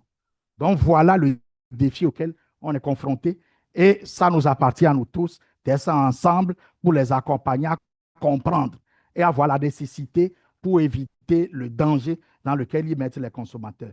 Merci. Merci. Merci, Monsieur Asiato, pour cet éclairage sur le rôle des institutions de recherche. Merci beaucoup. Nous allons maintenant élargir la discussion avec une perspective internationale. I'll therefore switch to English to invite Mr. Christian Dedzo from PFS to share his reflections. Mr. Dedzo, how do you reflect on the importance of ready-to-eat and ready-to-cook products? And what is the role of actors like yourself in this space? Thank you. Yes, we know that we know that as the population is growing, and in Africa now, because we have a lot of career women, so we need to make life easy for them. So the need for ready to eat and ready to cook food is very, very important.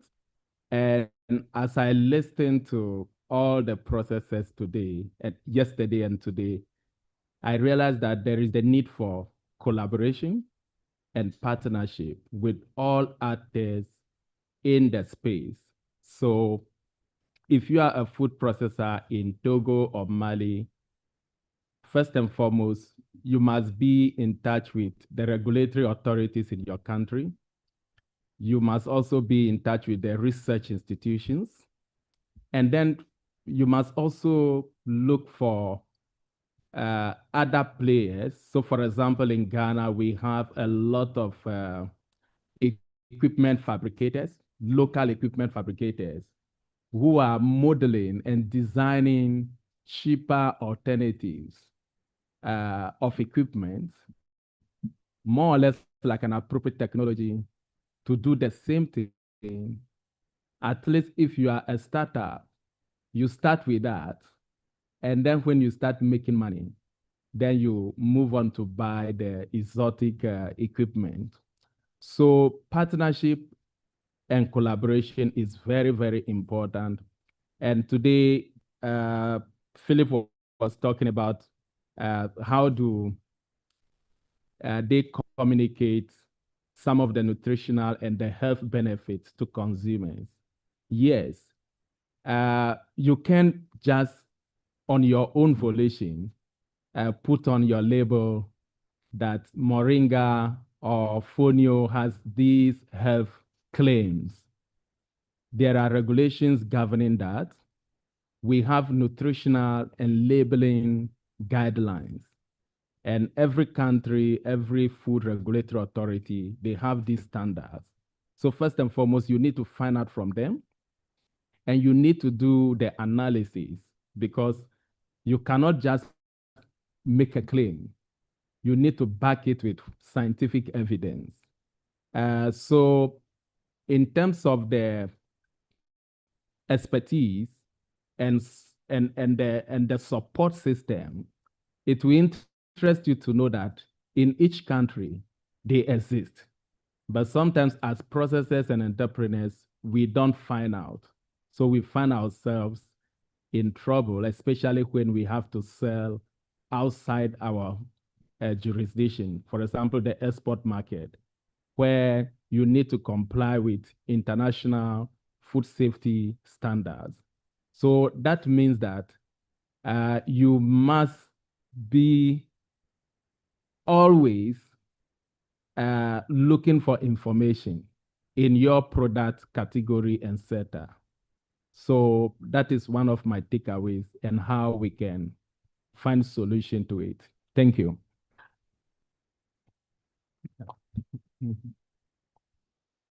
Thank you very much, Mr. Dedzo, for your reflections on how this sector works on the international level. Thank you very much.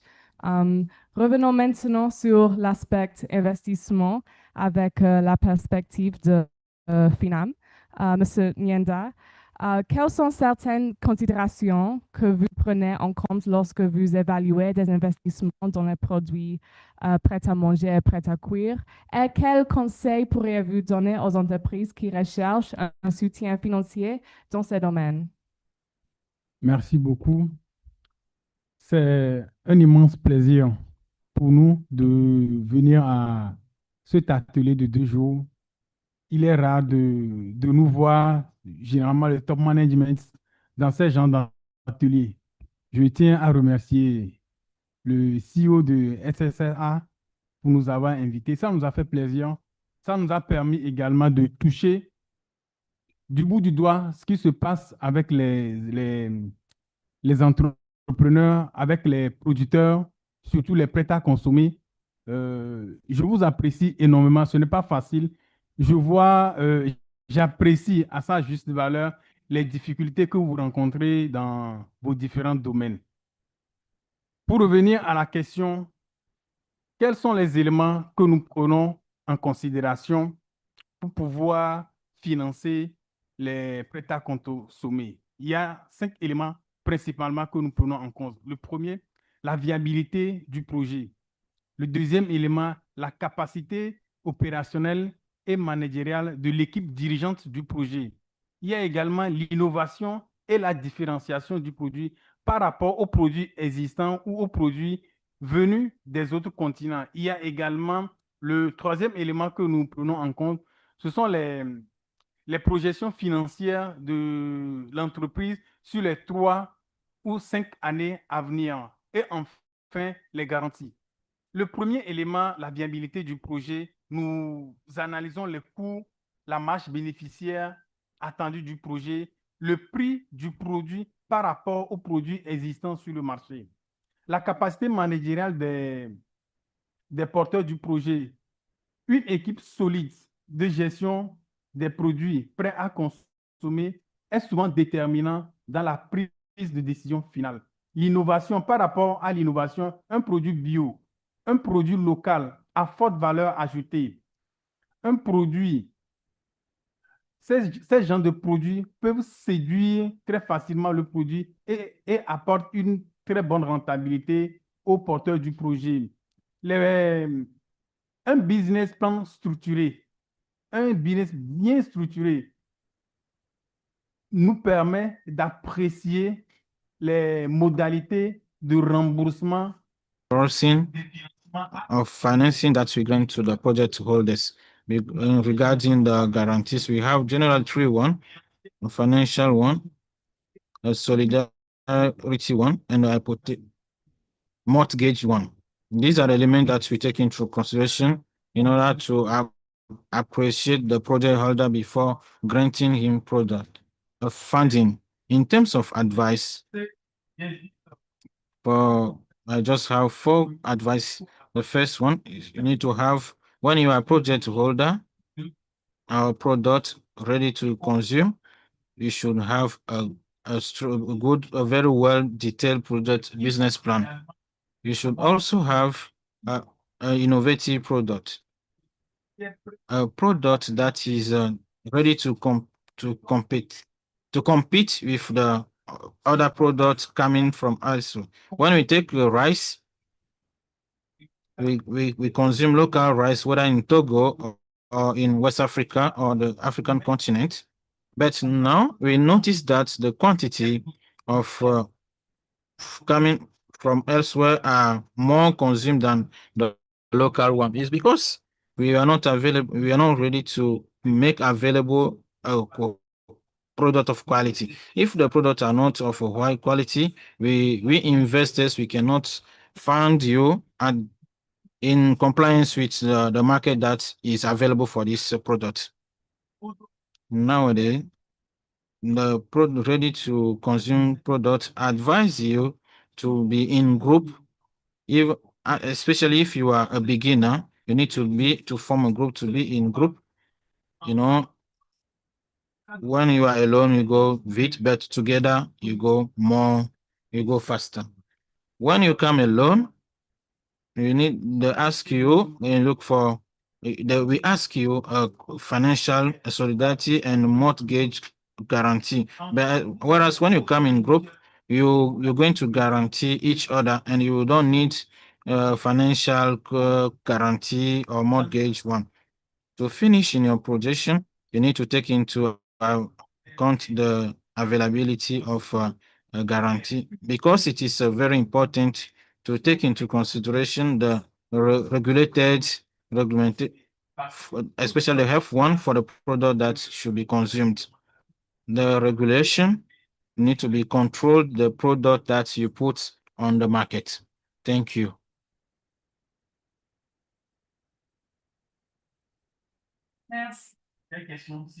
Questions if possible.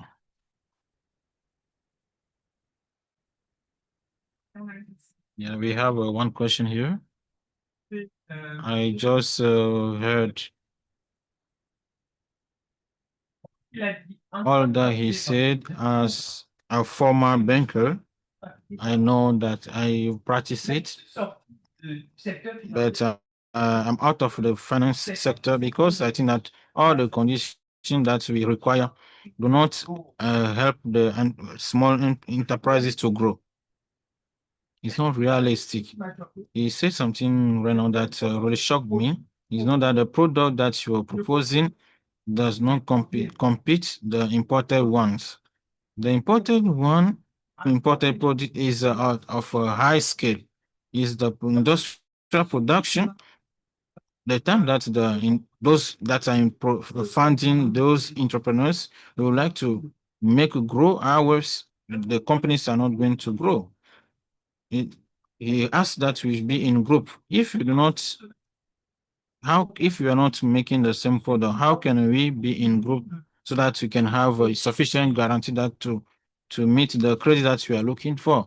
Is not obvious. Let those that are funding us should think other way. The development of Africa, of those that are striving to value the treasure. It's true that we need to respect some constraints of quality and others, but we need to be realistic. What he said, it is going to be difficult to enter this world. And if we cannot grow up, how can we make to grow up? Thank you. Thank you for the contribution. She says she is not a question, or hers, I wanted to reply to her. If you have other she asked a contribution, I really appreciate the critique that she is bearing to the financial institution. I share her opinion, but the risk is there. On over 10 companies that start, when they ask, we fund them, at least three are successful. And it's a financial institution or an investor collect money from those who do not have, and then make credit to those who, and if he gives money to those who do not have, and then he fails to pay back. How can this institution can bring a payback those where he took money? So this is our challenge. So this is part of the microfinance, the collapse, and then it is that is the source. If we put everything that at the level of those who do not have, this question of funding, we need to have some. So I'll give one case that I witnessed in Central Africa. Government made available 3 billion at the availability of a microfinance to make credit to the MMEs, 3 billion CFA. And then he said, I make this money available for you, but I also support the risk at 75%.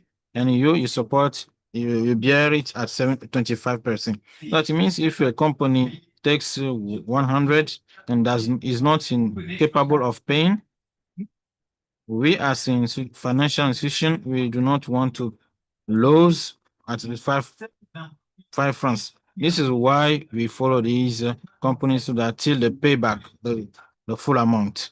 If a lot of countries, African countries, can do it, this could be very interesting. 2 times the G, 3 billions at the level of the financial institution. So in the mine sectors, to bring out 5 billions to at the availability of in financial institution to make credit to the MMEs, to the community where they do the extraction. You know, in front of these funds, they do not ask guarantees. They make funding as the way that the investor said it. Is what I can bring as a contribution. Thank you. We move to Mr. Chala for the last question. Thank you so much for the floor. I'm not going to ask a question, but I want to corroborate what Madam said regarding the microfinance institution or financial institution. The SERP made the condition, established the condition, so that the SME or the MMEs will be together. And then she responded, and she was not in favor of the argument. At our level for FIEG, we have an approach that we call cooperative one. And if you want to go in details, we are working collectively. This helps to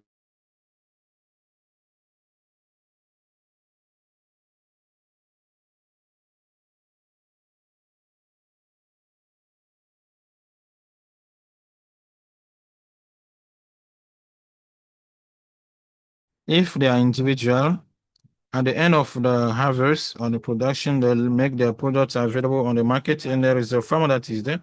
They ask Kojo and they ask price individually. Some they say it's expensive.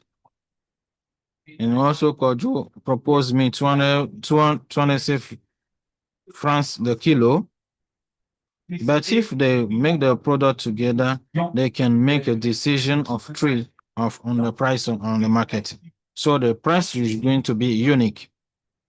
In our community, the maize is 200 a kilo. When the farmer comes, he goes to Kojo, is 200 and so on. Coffee is has to take the product 200, and the product that they make available should be of a great quantity, so that a farmer that will bring to come to take it will make his transport available due to the quantity that, and then this leads to is in favor of the producers.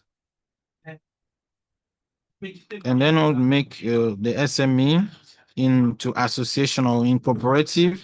We cannot make them make those who are not in the same speculation together. But those who are in the same field can be in the same group. Maybe the share of experience when they are together. Maybe what you know better than me, you share together, and then this will make the group grow together. Thank you. Thank you, Mr. Chala. And thank once again to our panelists. I'm going to clap to thank them. Thank you so much. So we stop here. We take a picture. Right after the break, before the break, if you do not register the survey on the market study, you please find my colleague Martha at the back. You follow her, she will direct you with the survey. The market study, please follow my colleague Martha and she'll help you fill it out. Et après, on va aller manger, le déjeuner après. Merci beaucoup.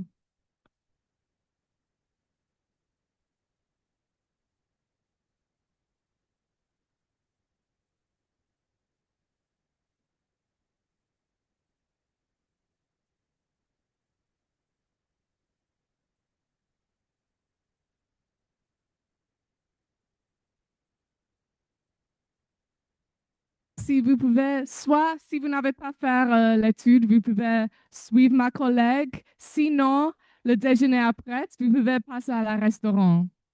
Merci beaucoup. Okay. On va revenir ici à 14 heures. So at 2 p.m., we will come back for the final afternoon sessions. Thank you.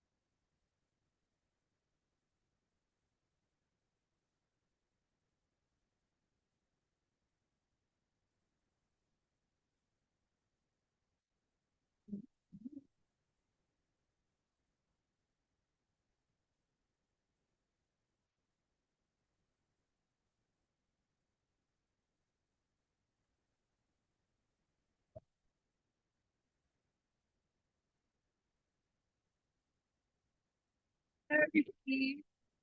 Hello, thank you very much. I'm going to start back now.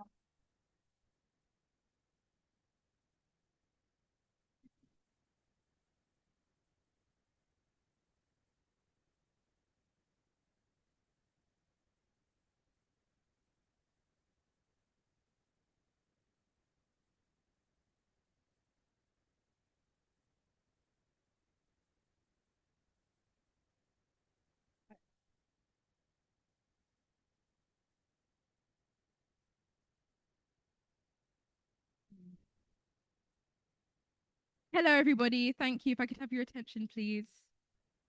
I hope everyone enjoyed their lunch and got some rest before this afternoon's activities. We're going to move on now to our next session of the day, company spotlights. We have two very exciting companies here with us today that will each present themselves and tell us a little bit about what they've been doing and the things that they produce. So now I have the pleasure of introducing Mr. Rama Rugut of Space AI. Mr. Rugut, you now have the floor. Thank you very much.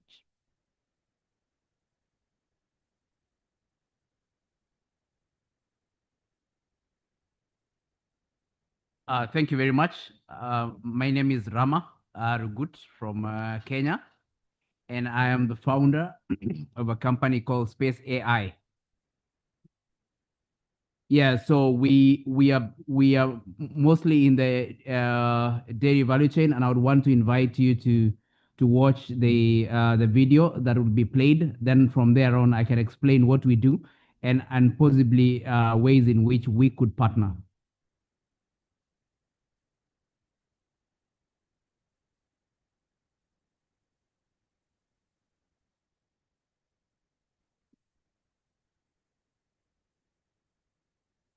We talk about Kenya, we are still a net importer of milk. So which means that there's a lot of opportunity for us to be able to do more dairy, because Kenya still stands at top among many in Africa to be a dairy hub. So that is the potential is there. And when you look at Africa as a continent with over a billion people, we are importing a lot of milk from Europe. Why should we do that? We have potential to produce it locally here. I think every country needs to have a blueprint that promotes availability of dairy products, which means incentivizing the farmer to produce more. Africa is also projected its population to grow to 2.5 billion people by the year 2050. So that means we have to double down our production. So there's a lot of work to be done in dairy. I think what happens within the ecosystem is that most people who are working within an ecosystem always find it difficult to partner, because they always treat each other with a little bit of suspicion, and that suspicion leads to creating a lot of silos. And these silos, so many people work within those silos, not knowing what the neighbor is doing and what they can leverage on that, and they create unnecessary pressures of unknown forces of competition that at times are not there. So the potential in the dairy value chain is immense. We went multiple times to Eldoret and other areas and seen the infrastructure and the potential for a higher and better quality milk supply and production is there. Just the value chains itself are disconnected, not properly working anymore. And our belief is that startups and entrepreneurs and SMEs are there to help and to solve that if they collaborate and connect. This is the second iteration where we bring those complementary businesses together and help them to collaborate, which is not easy in the startup space. What we're doing is we're helping companies who are involved in supporting the dairy farmers to understand what are the investment decisions with regards to both the animal nutrition as well as veterinary medicines that they buy. Basically, what we do is to support farmers to have access to animal health services, particularly vaccines. But the big question is, what's the quality of this milk? Where does it come from? Is it available? Is the price right?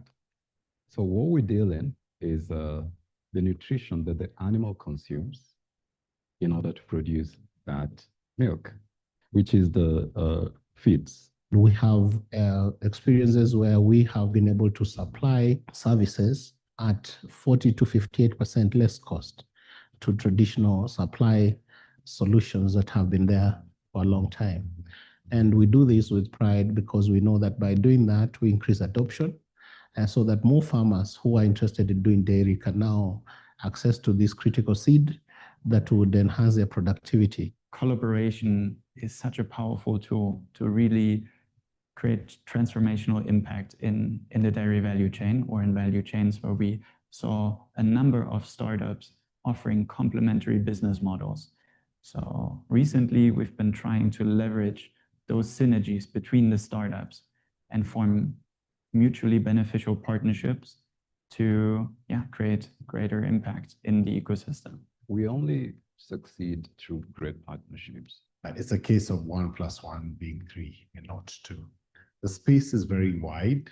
As a single business or as a single entity, you will not be able to see the full scale of the business. Because as a business, we do not want to be a jack of all trades. That means that we want to specialize in areas that we feel that we have more potential to grow, and refine our skills to be more beneficial to our customers. And for us to be able to do that, it means that we have to build bridges across other players in the market. We don't see each other as competitors, we see each other as collaborators. We already have some concrete next steps in terms of, one, product development, and also to creating a partnership with one of the players to be able to help them understand the animal nutrition world a lot more. That will make their business a lot more efficient and a lot more better. And ultimately, we really need to be able to address the challenges of the dairy farmer. And coming together, the ideas is something that is absolutely wonderful. Yeah. I would love to spearhead the movement of collaboration between startups to consolidate, to partner, and to. Thank you. That is a video of the work that we are doing together with other partners in Kenya, and I'll just take some few minutes to explain. Is that, think about it, that on one side we have many farmers.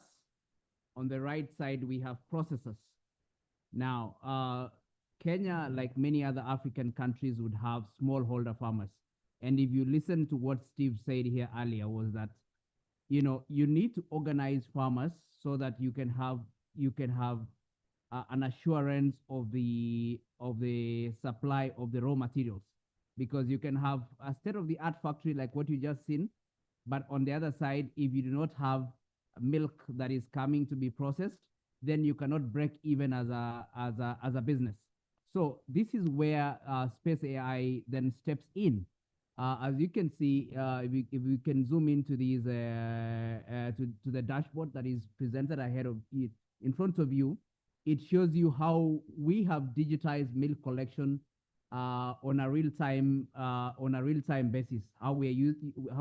You can still zoom in to that. Yeah, how we've digitized milk collection at the farm gates, so that if you have 1,000 farmers, each producing say 10 liters of milk, then we are able to put all that together for a processor into one dashboard. What happens then is that the processor can be able to see milk as it is being produced at the farm level. Also important is that other actors, like what you have seen, the different companies that we work together to build an ecosystem, then also utilize this data for decision making. Like you saw a company on feeds. The company on feeds, the location of, for example, the location that they chose to put a feed factory was guided by the data that we gave them to tell them that in this particular area, this is the right place to have a feed factory, because this is where we have a good number of dairy producers. So what we have done is that we have deployed technology that as you collect milk from the farm gate, we are able to track that milk. And as you can see here is that as at this point in time, and for this particular processor, we have collected since morning 13,458.6 kilos of milk since morning. If you can see, yesterday we collected 15,631. It shows that we have a difference of around 2,000. But I know right now collections of the afternoon milk is still continues. Now, if you can scroll a little bit down on this, yeah. So you can see, yeah, you can stop there. You can see the contribution of each of the cooperative societies towards the bigger figure.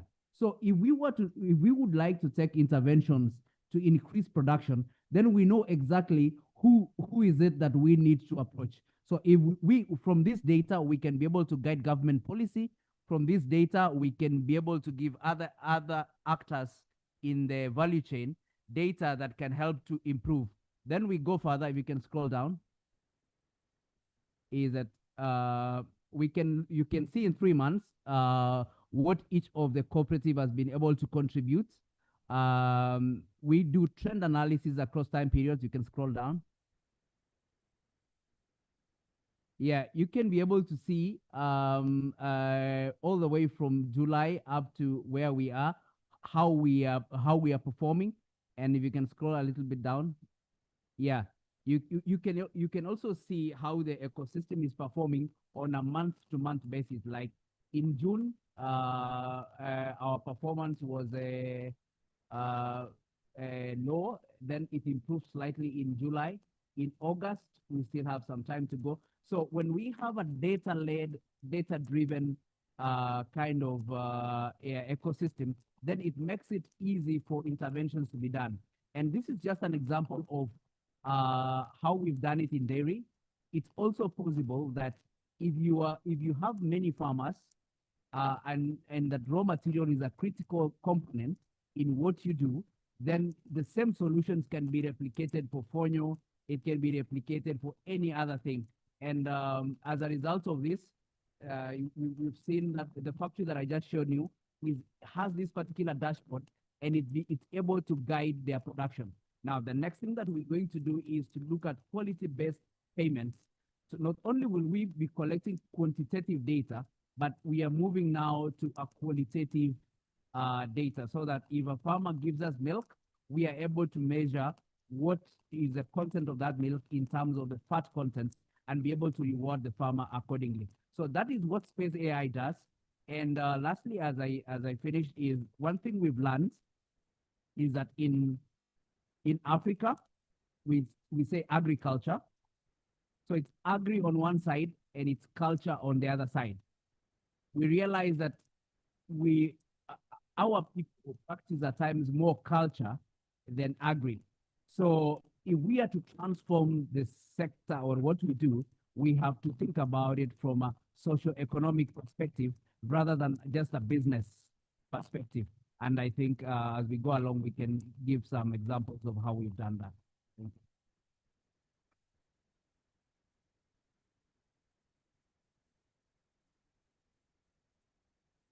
you. Thank you very much, Mr. Reviews. I think it was lovely to hear about dairy production and your call also to see things from a more socio-economic perspective. I'd now like to present our final speaker for this session, Madame Linka Joelle Dushime of Accra, Burundi.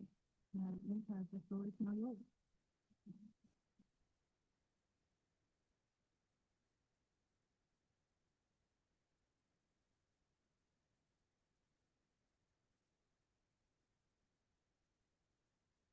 Good afternoon. My name is Linka Dushime from Burundi, and I'll be talking about Accra, Burundi. It's a fish farming business operating in Lake Choroha. You can go on with the first slide, please. Thank you. It's in the north of the country, bordering with Rwanda. It was founded by a farm from Norway called Willing Hands in partnership with Burundian stakeholders. And the whole purpose was to locally produce affordable and high quality tilapia to reduce dependency on imported fish, which is actually expensive and makes the whole consumption very low. And the other purpose was to contribute to food security and to employment in Burundi. Yeah, you can go on slide 3, please. 3. Thank you. That's our hatchery. That's how it looks like. We have 3 different types of tanks. On the right side, okay, even though the picture was cut, we have bigger tanks. We put good stocks in those tanks. Those are the breeders. Yes, they lay eggs, and then those eggs later on hatch into fry. And then the fry grow into a fingerling. And then the fingerling, once they reach 100 grams, we move them into the lake in the floating cages. You can go on the next slide, please. Yeah, that's what I was explaining. Next one. Yes, now that's the grow out, the floating cages. Can you look at the video? That's how they look like. We have fish that vary from 100 grams to up to 2 kg one. But we start harvesting from 550 grams and above. Yes. Thank you. Next one. Next slide, please. Yes. Okay. When we started in 2023, we had a biomass of 0.1 tons, and then by the end of 2024, we had reached 16.8 tons, with a harvest of 7.6 tons, with a sales revenue of 122.3 million Burundian francs, which is roughly 42,000 USD. Next slide.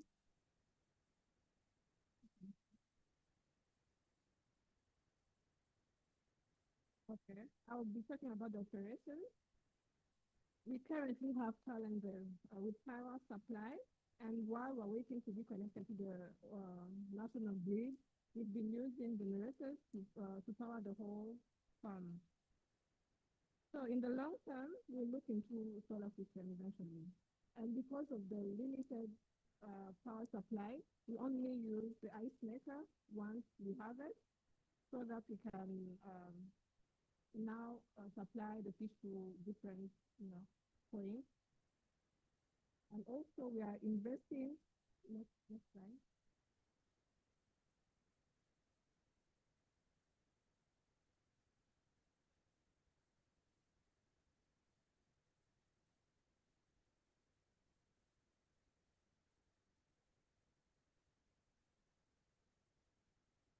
So with the limited power, we only use the ice maker to make harvest, and then we send the total harvest. Unfortunately, we cannot store due to the limited power supply. Yeah. Next slide, please.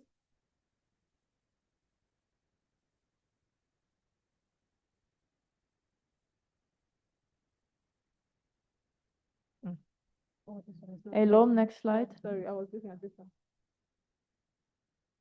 Go back. Oh, this one is stuck, I think. Oh, okay, go back then. Go back again. All right. We are investing in staff capacity building, and these are some of the trainings that are going on to improve efficiency. I don't know if you can properly see them. Okay, next one. In the next 2 years, Aqua Burundi plans to increase breeding stock to have at least 30 tons of harvest per month through increased fingerling self-sufficiency, diversified fish strains, more cages, and strengthened cold chain facilities. And this will result in expanded sales, increased employment, and expansion into regional markets as well. Yes. You can go on the next slide. You can play the first video. So that's an example of our activity on Lake Chohoha, where we have our floating cages. And the feed is currently imported from Zambia.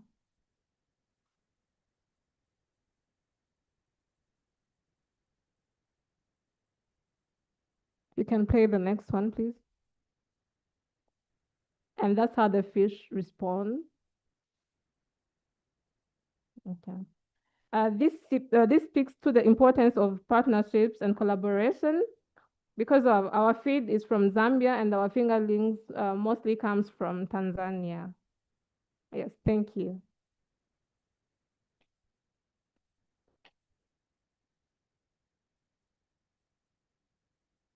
Thank you very much, Linka. It was lovely to hear about how you've moved the dependency of fish, beyond external factors, and you're finding it in Burundi as well for that local market. So thank you very much. Just a quick question for Mr. Rugut on your socioeconomic outlook. Can you tell us a little bit more about that, please, and what you're doing in terms of that? Oh, yeah. So one thing we realized is when we called farmers for trainings on how to improve productions, very few farmers showed up. And when they showed up, they didn't really take keen interest in what in what they were being trained on. So we came up with a concept called Maziwa school fees. So Maziwa, it means milk is school fees. So what we did is that we worked with the Ministry of Education so that we prorate the school fees contribution, a whole year school fees contribution into a day's contribution. So that, for example, if a farmer contributes, say, 10 liters of milk every day, and a liter of milk is 50 cents US, that is $5 a day. In a month, that is $150. In 10 months, then that is $1,500. Now, once we worked with the Ministry of Education to take this approach, we started to see that then when we call farmers for trainings, they actually took it very seriously and they showed up. So that's when we realized then that as long as it was only just about how much money a farmer is making, farmers didn't take too much attention. But when it became about the lives and the livelihoods of their children, then farmers took very keen attention. And this has been one of the things that, for me, I can say that it's helped to improve the uptake of technology services among farmers. But this is powered by the fact that then we have digitized all the services end to end. Thank you very much for your answer, Mr. Ragut. I think it is important to always touch on how what we produce, especially in agriculture, how that affects the wider population. I'm now going to hand back over to Selena and Laurel to continue with the sessions, but thank you very much, and I think let's give them another round of applause.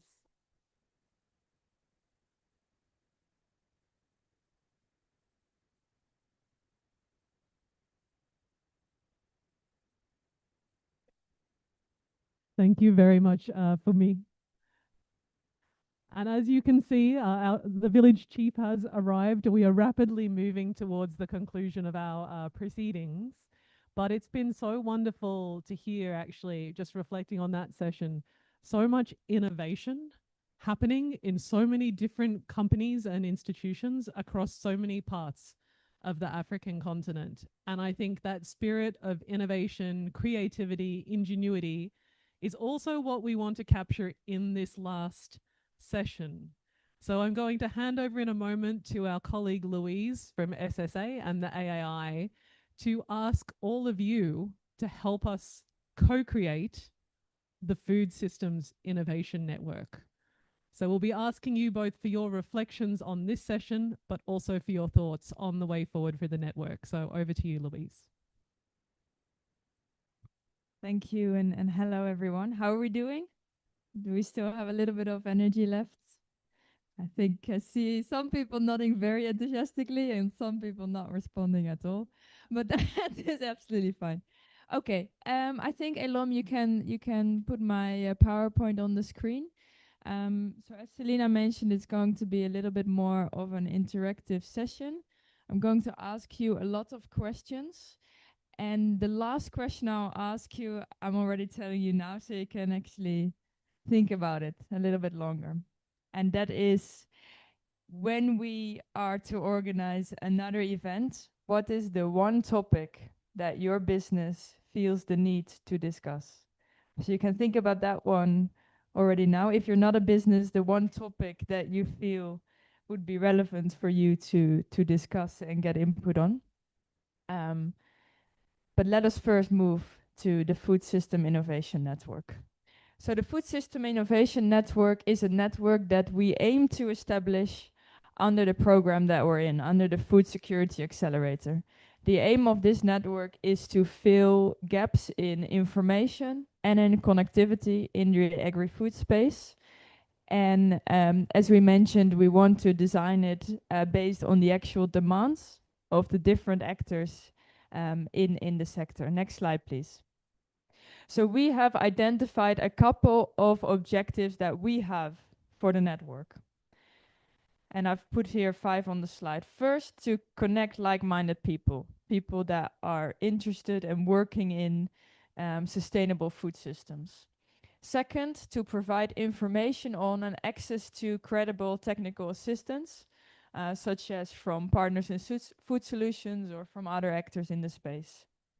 Third, to provide information on and access to funding opportunities, such as from the Food Security Accelerator or from any of the financial institutions that have been in the room yesterday, today, and beyond. Third, enable peer learning and information sharing.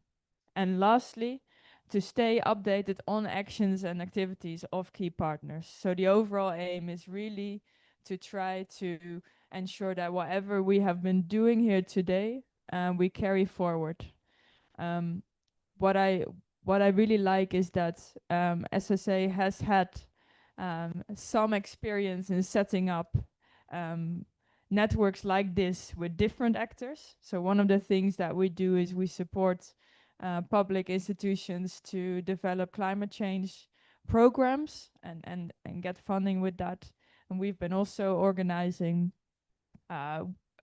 sometimes yearly, sometimes 2 yearly forums to get people together and then keeping the network alive in between those events to ensure that actually the people that are together are actually helping each other. And it's actually becoming a little bit of a family. So we hope to do something similar under this program. But of course, it all depends on what the needs are. So I've put 7 questions on the screen. I'll read them through first, and then we can go to the first question again. But just to make you understand the type of questions that we are hoping you can help us answer. The first question is about the relevance. How do you assess the relevance of a network like this? Secondly, the objectives, the ones that I already mentioned, are they in line with what you feel would be relevant for you? Are there any that are missing? Is there anything that you feel maybe we shouldn't focus on? Third, what are success factors and risks? I think there are a lot of networks, communities of practice, platforms out there in the world, and not all of them work well. So what do we need to be mindful of when we are creating the network to make it successful? Then participants, which actors should be included in the network? And also that feeds into maybe the format. What is a format that works well for you? It doesn't have to be fancy. It can be a LinkedIn page or group. It can be a WhatsApp group. It can be a dedicated website. So it does not have to be fancy. It just has to work. Then engagements. What type of activities and engagements would you want to see as part of the network? And importantly, the intensity. What type of or intensity of regular engagements and activities do you find useful? How often would you see yourself engage in a network like this? How often would you want to receive messages? Would you want to receive updates? And how can we design something that responds to that? So that are the different questions that I have. I'm not sure what is happening. I'm very sorry to interrupt just for 1 minute, but as you saw, the chief of the village has arrived. And our thinking was actually before we go into the round of responses, to actually invite him to the room. So he will be presiding over and then part of our closing round of reflections. So if this is okay, before we go to participants on the floor, we'll invite him to join.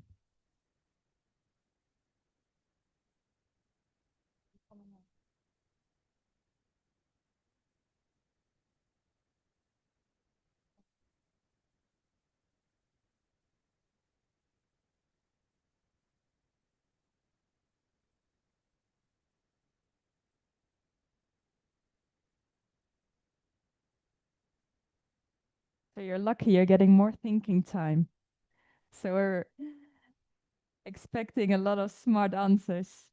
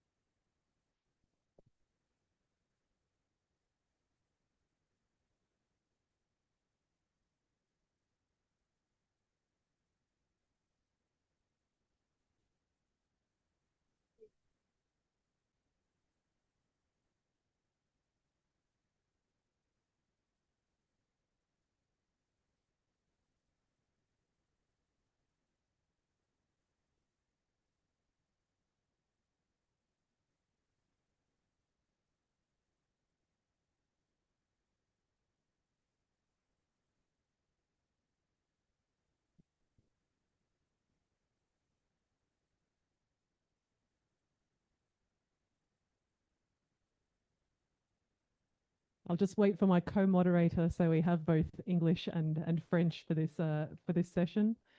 So a very warm welcome back, Chief Nufako. Thank you for joining us for this closing session and remarks. Where we are in our program is we are just going to invite each of the participants to share some of their own reflections on the session, and then we will move into the very closing segment and close with your remarks and the closing of the ceremony. So just to let you know, that is where we are, but welcome once again. We've had a very good 2 days here in Zogwupime. Over to you, Louise.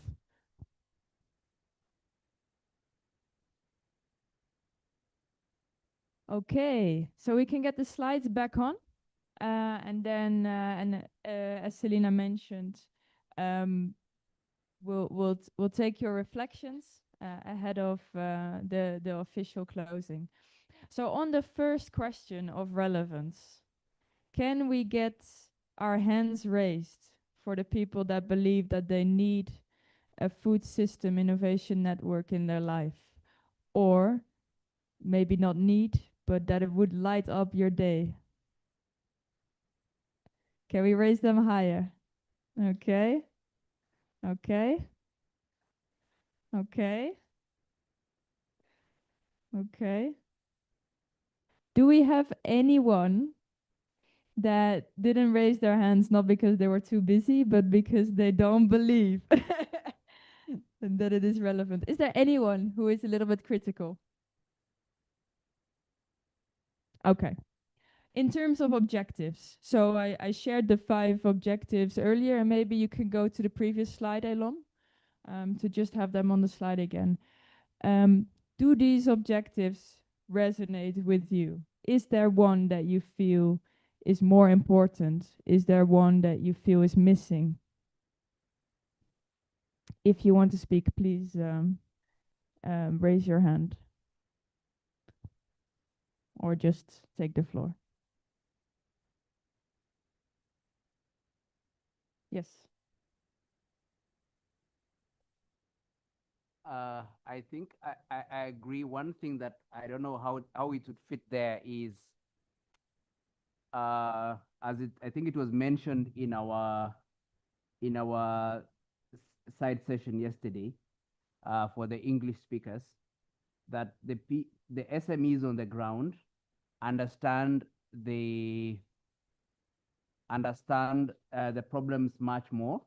So I thought maybe one of the objectives could be creating a framework in which, if an SME in Ghana or in Kenya sees an opportunity for innovation, it's not just information coming from the network app, but also coming from the ground up, so that I could see a problem that is worth solving, and how can I share that problem with a network so that we could collaborate on it. So I think, like having a framework where the network can be able to absorb some of those, and yeah. Amazing. Thank you. Yes, Christian.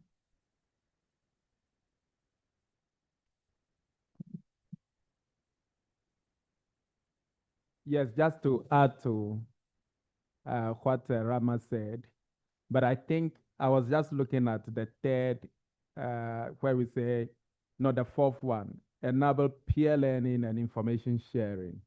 So I thought that respond to his question. But just to build on that, I want to suggest that it shouldn't just be maybe the information sharing from company to company, but as part of this network, we should also facilitate externship, where a company in Togo, when they identify an opportunity or they want to learn from their peer in Kenya, they can go. Because sometimes it's very difficult, because some entrepreneurs want to learn from each other, but they need somebody to make that connection. Yes. That's great. Thank you. Okay. So I've heard that we're running a little bit out of time. So what I would like to do is to go around the table and to let everyone reflect on the different questions, and maybe Elom, you can change the slide back. And also on the question that I asked for next time, what is the one topic or template format that you would like us to consider adding to ensure that it better fits your perspectives? So let me start with you, and please, if you can restrict your answer to maybe a minute, that would be perfect. Thank you. All right. Thank you so much. For me, what I'm thinking about, when we look at what has really happened in this conversation, has been more on what we are doing. So I would really want to suggest where we have a topic on co-creation of products, where we can create a collaborative measure of developing a product which can cut across.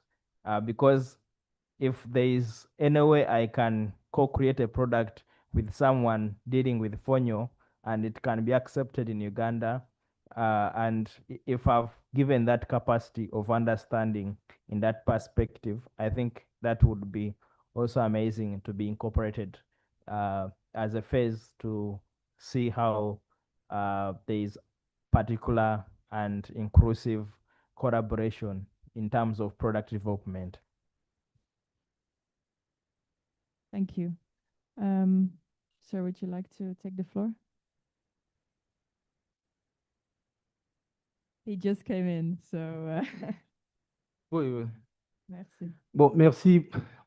La question, c'est de savoir si on devait organiser une prochaine séance, sur quelle thématique la séance devrait porter. Je crois que nous tous ici, tous les acteurs ne sont pas au même niveau. Ils sont à des degrés différents. Et on risque même d'avoir autant de thématiques que d'individus. Mais dans un contexte comme celui-là, il faut faire un travail en interne avec les acteurs eux-mêmes pour que certains qui sont à un niveau avancé acceptent, mettent leurs compétences au service de ceux qui sont derrière pour pouvoir les tirer. C'est dans cette dynamique que nous pourrons et éventuellement voir ceux qui sont devant de quoi ont-ils pour performer leur travail. Already working into that, so they can improve their work so that progressively this will lead the other companies to do the same way. Thank you.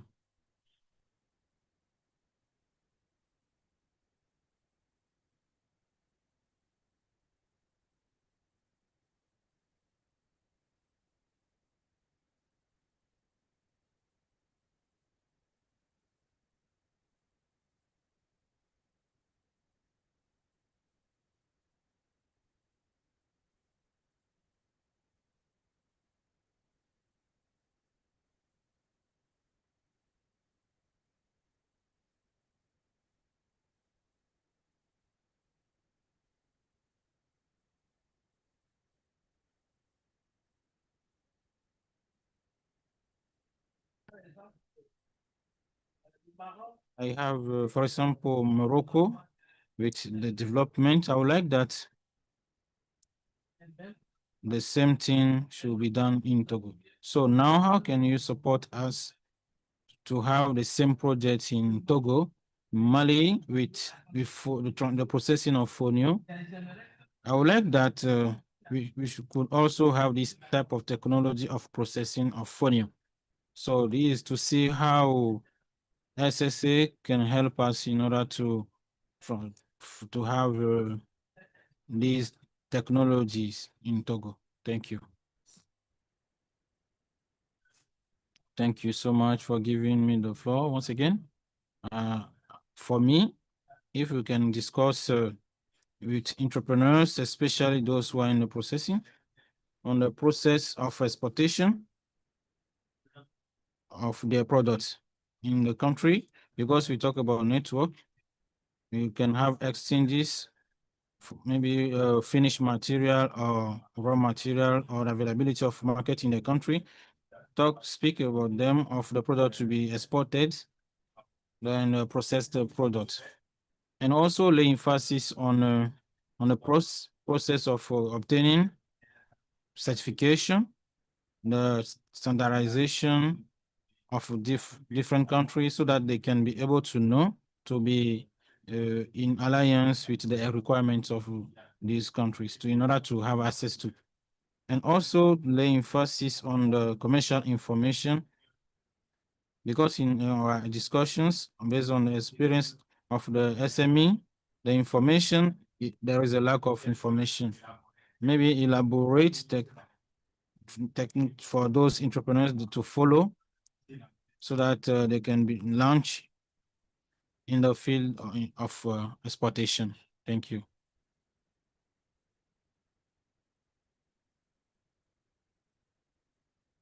Thank you so much.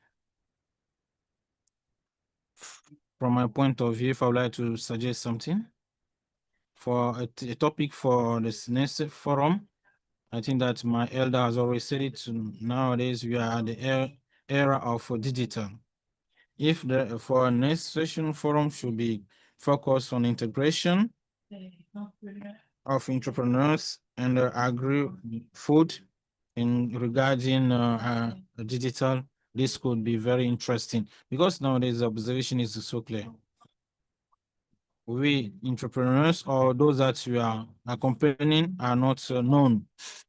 So it's difficult to touch the good target to sell the product. So for our next forum or session, if you could speak about digitalization, that would be fine. Thank you.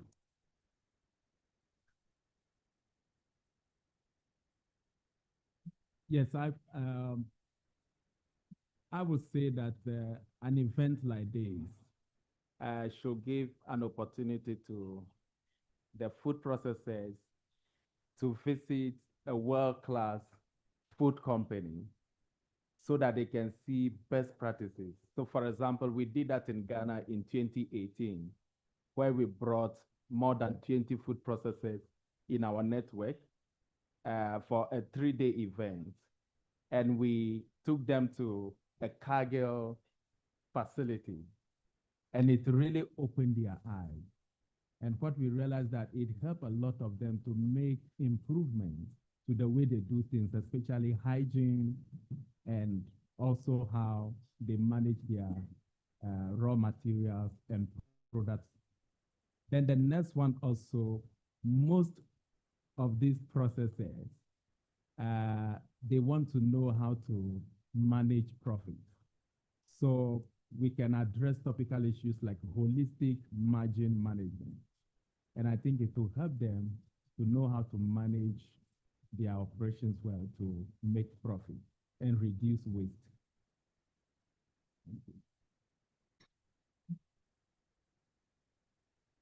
Thank you. For me, what I would want to see is we are now in an age of AI, where AI tools are being used in all sectors to improve productivity. AI can be used by most of us, but we don't know how to use it. Because it can be used for sourcing of raw materials, it can be used for marketing, it can be used for sourcing of equipment.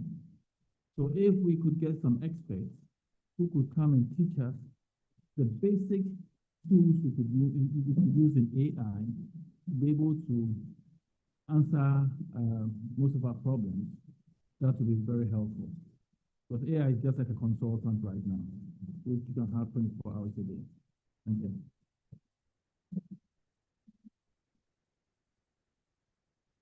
Thank you very much. I think for me, I would see this network being a bridge between, I'm from Kenya, we speak English, but could this network be a bridge between the English-speaking nations and the French-speaking nations so that we can do business amongst us? For example, in dairy, many French-speaking nations import their powder milk from outside Africa.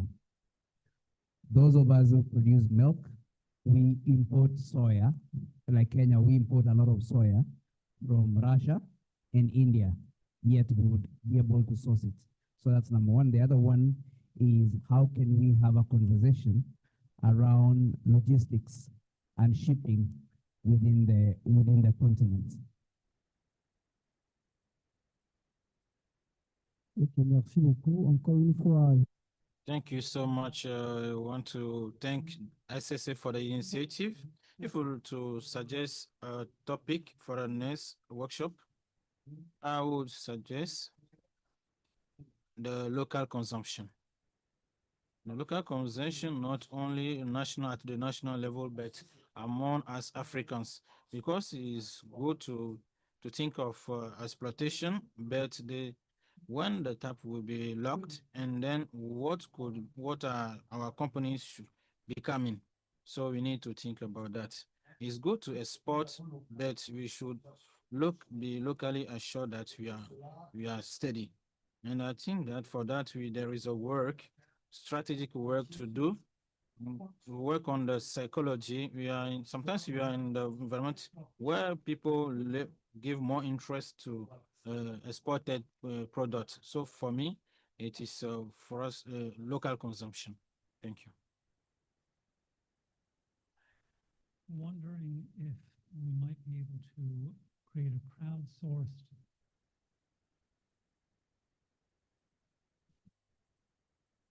I'm wondering if we might be able to create a crowdsourced knowledge base divided by category, freight forwarders, packaging suppliers, regulations for different markets. One other note in here probably, certification resources, sourcing contract templates, all different resources that anyone here could be able to use.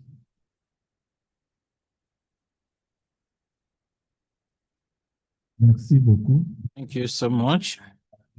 The workshop personally made me good. a lot of goods.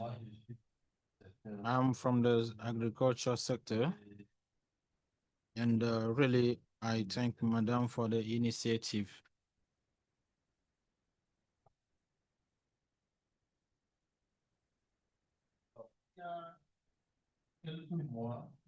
Some months ago, I was invited for the openings. I was there, and frankly, it was a bush. But today, not more than a year, we can see with our own eyes what she has been able to do. Congratulations to you, madam. For the next session, I think that we come from various countries. And is what really, I'm really proud of it. We shared our experience. I would suggest that next time, when when inviting actors so that they come with the challenges that they want to improve in their countries. In my country, which field do we want to have more improvement so that we can have a large vision on our countries? I think I take, for example, the example of Benin. Maybe in Benin, we lack this culture, so that we have concrete ideas so that we can together meet or face our challenges. Thank you. For me, I would like to suggest for the next session to think or to bring solution more concrete on the commercialization, the distribution of products that very different actors bring out from their production, because it is a hindrance when we produce and we are not able to sell. This can discourage. So I think that there are techniques, advice that we could have in order to improve this aspect. And there is also another issue that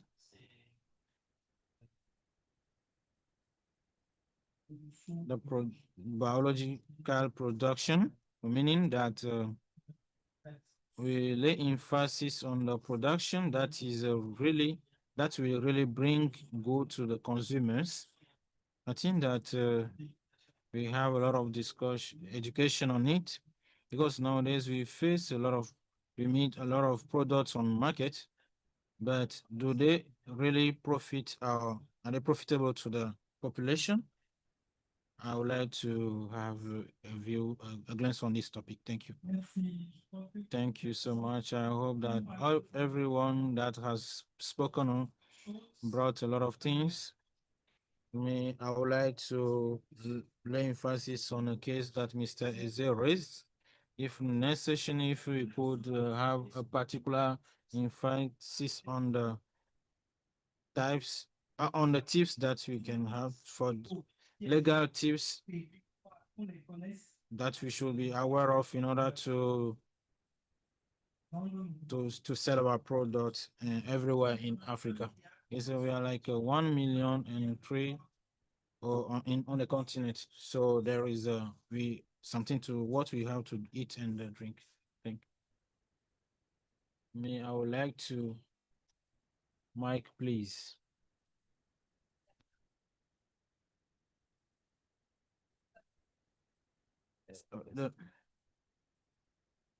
The mic, please.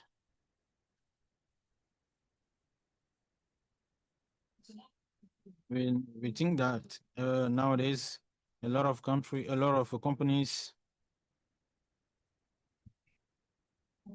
we are aware that a lot of companies have those mistakes, and then they have corrected them. We did not reach that. Why Africa should not avoid those mistakes? Problem of packaging. That is a big problem to all the producers that we are. We know that in Europe, come back to the minimum packaging because there is an observation that has been done for it. So this could be a plus for us if we could go to those people who already did it so that we can have also to help the beginners to visit companies that are in our field that have been successful to really touch and see what they are doing with our vision, and also decide from them if it is in that way that we want to move. Thank you. Good evening. I would like to add what that we've all said. The fact of selling on the African continent, if we could in next session have all the necessary information on the approach to have authorization on the market for the concerned countries.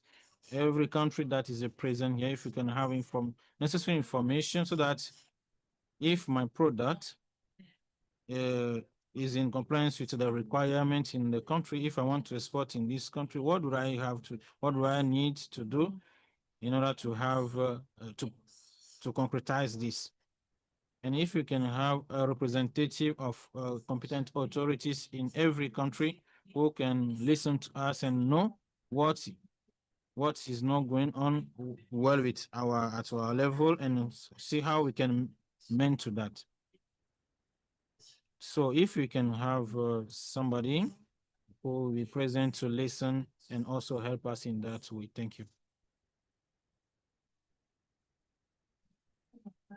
For me, I think that this initiative is to be listened to duplicate a lot of times and to open to local actors, because I'm here on behalf of the town hall.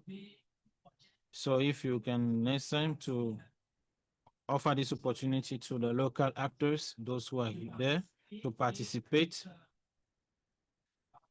and also a sharing of experience that have succeeded all over the world, so that this could be very helpful. Maybe another thing, methods of obtaining certification for the opening on international. So if we could have a topic on it. Thank you. Thank you. For me, I would like to suggest that for the next session, we think also after this workshop, how if we can visit the product that we have in our different countries. There's somebody who comes from Benin who met Afro-Vert or Probabio. If those people can be a source of exhibition for Afro-Vert in Benin. Hello, everyone. For me, for the next session, I would like to add a session that we talk about the liability of finance. Because despite the hindrance that we quoted during this workshop, there are companies that are successful that try to grow. So I would like that from this session on, those companies that are successful, who succeeded easily, that can share the experience, the way that they did it in order to be successful with the startup that are present. Thank you. Hello, everyone. For your Probabio is for the commercialization on the international plan. What are the required standards? Hello, everyone. I would like to add every production, maybe start from supplying. So I would like to ask to discuss about a strategy to supplies in a great quantity at the level of the agricultures for the production, so that the production can grow. Thank you. My point of view is how do we increase the cooperation as Africans? my fellow Kenyan alluded to how do we as Anglophones do business in Francophone Africa. So that for me is one of the main challenges. Thank you. I think very quickly, I would just like to touch on what Rama was saying earlier, actually, about us being a wider network in creating the bridge between Francophone countries and those that speak English. This event is more than just an event, it is a network. And so we are creating an intercontinental connection, which I think is a really special thing. Thank you. So I have a suggestion because I was discussing with one of the companies regarding the products, and after an event like this, how can we have access to the products?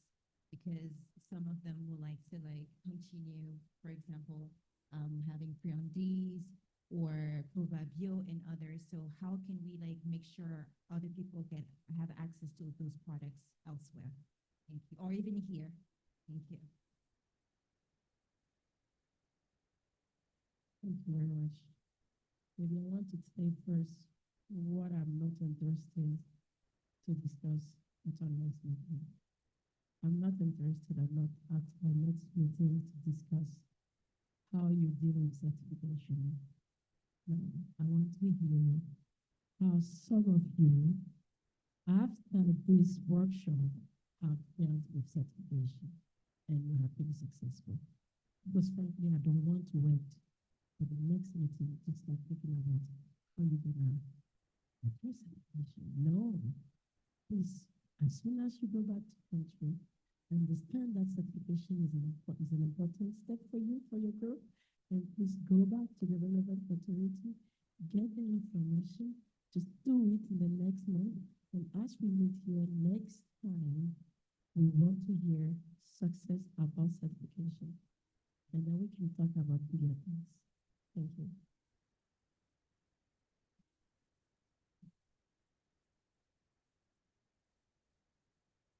Thanks, everyone. So what I would like to add to what has already been said, for the next session, it will be interesting if you could share questionnaire before, in order to collect the needs, the challenges that the entrepreneurs are encountering, in order to focus on the participants that are going to pass, and also to have more interactive session, in order to discuss among us on different problems that we encounter and approach of solutions. Thank you. Thank you. I don't have any proposal for about the next topic, but I would like to encourage all the actors in order to integrate the environment, whether the supply chain or the commercialization, or to take into consideration the living and the condition in which these products are destined. Thank you. I would like to continue in the same way to my colleague of the town hall, because I'm from to lay emphasis on the raw material, so that the transforming processes, so that next time all together to think on it, on the cooperative that send you the product. Yes, those cooperatives send you bioproducts, so that they are using manual, so that they're feeding what they should do in order to improve it. So if you could mention that for the next session. Thank you so much for the floor. I don't have a lot of things to say apart from what has been said.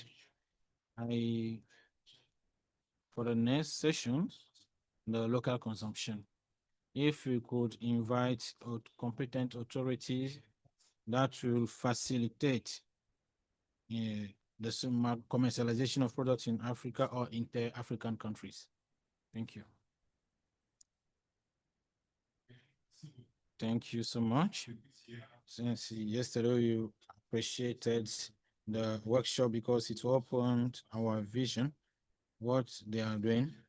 What I thought of for the next session and to put in the program, if we could invite people from the same workshop, I'm in the bridging. So yesterday, I've been looking for people from other countries if they who are doing the same thing like them, so that we can exchange how they are performing there. Because feeding here is a problem. So how do they get the price on the market, all those kind of things, if we can exchange together. And even if possible, can have group work as we did yesterday, discuss together what they are the problems that they are facing there, and how do they meet those needs. And then in the room now we can exchange. Thank you. Merci. Thank you so much. Thank you to all the participants. I think that a lot of things are going to what I will come back on the technology, because when I talk about processing, agro-food processing, technology is at the core of all that. I think that, to my opinion, in Africa, we have potentialities. We have resources that we can exploit to develop this kind of technology that can meet our needs. So for the next session, if we can look at that aspect, see what are the potentialities that we have in Africa, how can we exploit them to meet the challenges that we are facing in terms of processing, agro-food processing. Thank you. I would like to talk about our products. All that we produce, we make that our products should be of good quality. Thank you. Being an actor in public health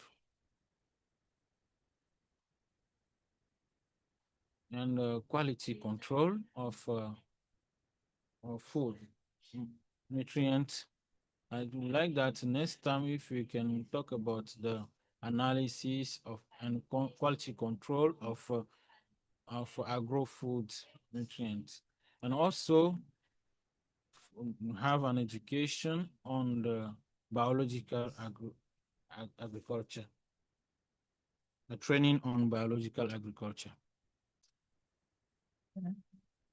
Thank you very much. I think that for the next technical workshop, it will be important for us to look at the role that input supply plays in food systems development, especially when we take in the value chain approach. And we're looking at quality standards for each stage of production. I think one of the things that has come out is that with most smallholder farmers, productivity is a challenge. And we need to start looking at ways to increase productivity from the beginning, for example, from the seed all the way to the product. Because if we increase our productivity, we increase the amount of raw materials that are available on ground, and processors won't have to face so much lag time on aggregation.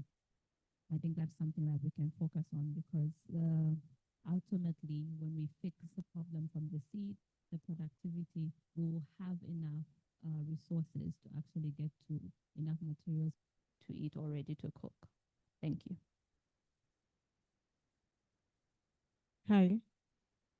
Okay, so I would say, or more sessions with SMEs from the similar field. Yeah, as we agree, most entrepreneurs have similar problems, and yeah, relatively the solutions will also be similar. So we can learn from each other, and that will increase overall success, and a platform where where companies can work together and also help the future startups as well. Yes, thank you. Donc, ce que je veux proposer pour la prochaine session, c'est deux aspects. Le premier aspect, c'est l'assistance technique. Je propose à ce qu'il y ait au moins 2 à 3 techniciens qui vont avoir une session sur 3 jours et qui sera basée exactement sur les domaines de compétences des différents different domains of the entrepreneurs that will be around. I also ask for technical assistance support for the technique of full system, what you can do, what you couldn't do, so that every entrepreneur will go back to his place and put into practice this different training and improve this. The second point is the regional markets. How can we develop the regional markets and the regionals so that different entrepreneurs will be able to sell in the different countries in Africa? Thank you. I don't have a theme to propose. Nevertheless, I'm for the development of the regional development of the regional markets, level of the Central Africa, level of the West Africa, or South Africa, Southern Africa. There was a participant who was talking about training on the viability of the beginners who will be available to propose a session on these sites if you are invited for this. Thank you.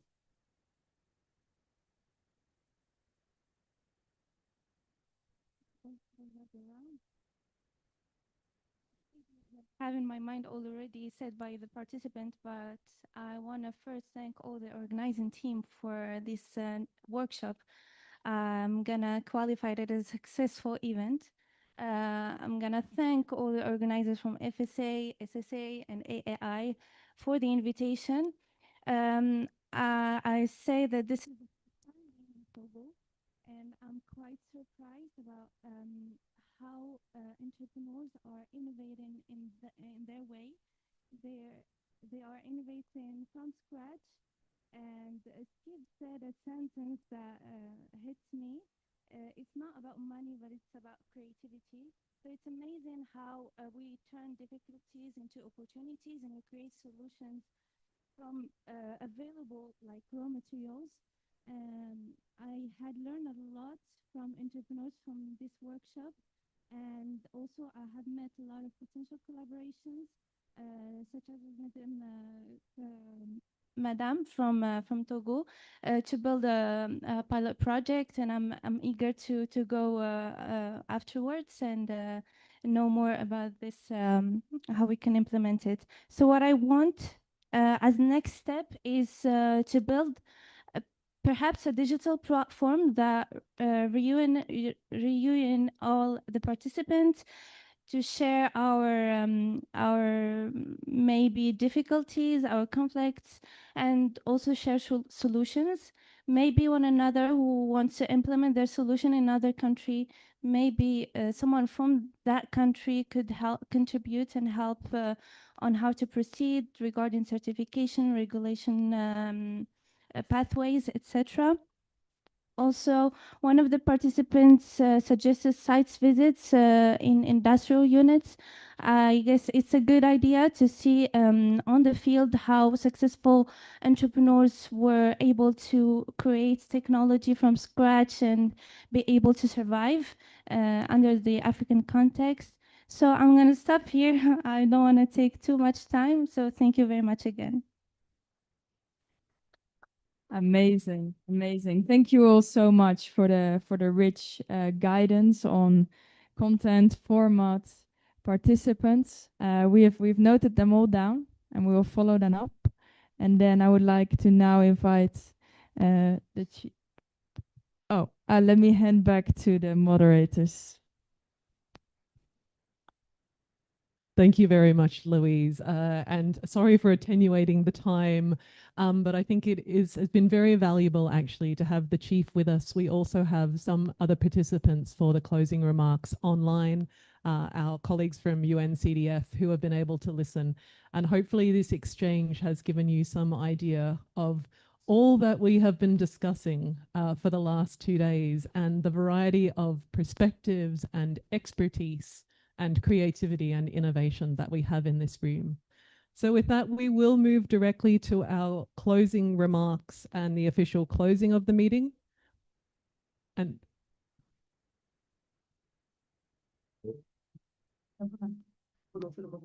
Oui. Merci. C'est Thank bon. you. Et je peux ajouter quelque chose parce que I can c'est add très something important because it is important pour nos nutritions. for our nutrition. Et aujourd'hui, Nowadays, nos nutritions à 99% nous donnent de maladies. give us sickness. Comment ferait pour que How could we do ça to stop this, to eat bow? For example, we bring insecticides for farms, the propose as manure or fertilizers to grow well the products. At the same time, I'm sick at the age of 45, you know. So I would like to suggest to Madam, who is going to be an ambassador to all of you, to block all the chemical products. Thank you.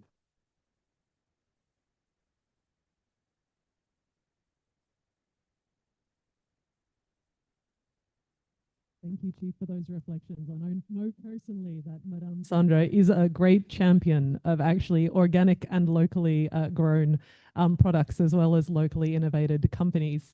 So that's a wonderful call to action. So let us then move into the formal closing remarks and official closing. And I would like to invite Madame Tembo Mutande, if you could join us at the front. Christian, Mr. Dedzo, if you could also join us at the front, and just also introducing online, we have Valeria Serza from UNCDF, and of course, no introduction is needed for our Madam Sandra Freitas at the beginning, at the head of the table, and of course, Chief Nufako. Thank you so much once again for hosting us in Zogba Pime. But let us actually proceed, and we'll be once again going back to the format in which we started, alternating English and French in our moderation. So I'm going to hand first to Laurel to make the first introduction. OK. Merci beaucoup. Donc, comme ma collègue a dit, nous allons maintenant procéder à la clôture officielle de l'atelier et nous avons l'honneur de compter parmi nous des invités d'honneur pour ce moment. Donc, j'aimerais passer premièrement à Madame Tembo de AfriSeed de commencer la clôture. Merci beaucoup.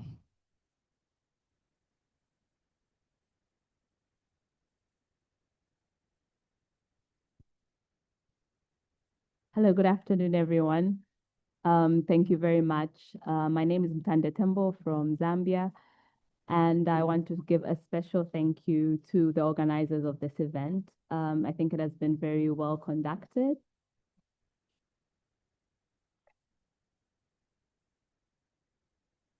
Is that better?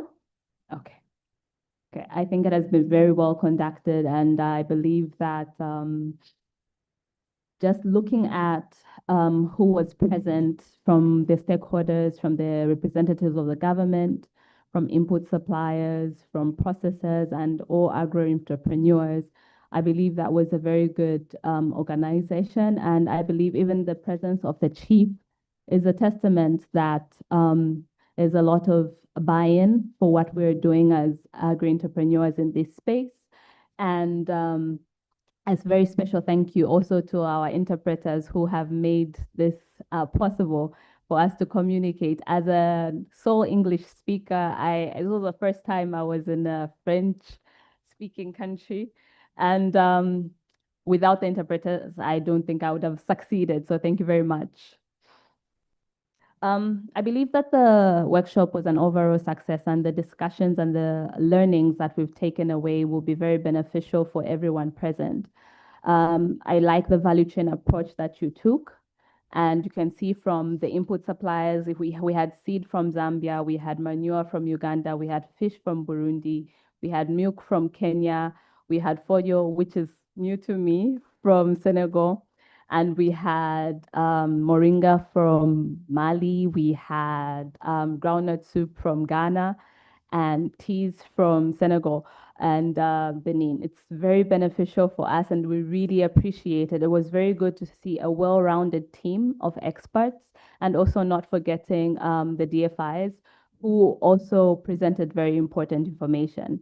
I think the key takeaways, I think one that every entrepreneur will live from here is that it's not always about the money.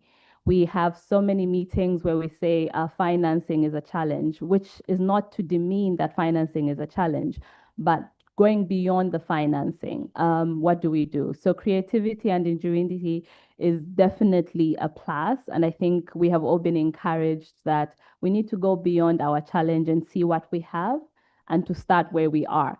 Because most of the times DFIs will follow something that is moving. So if we stay stagnant saying we don't have financing, we will never get to the financing. So I think that was very beneficial for us to remember. And also, I believe that regional trade is possible with regional partners.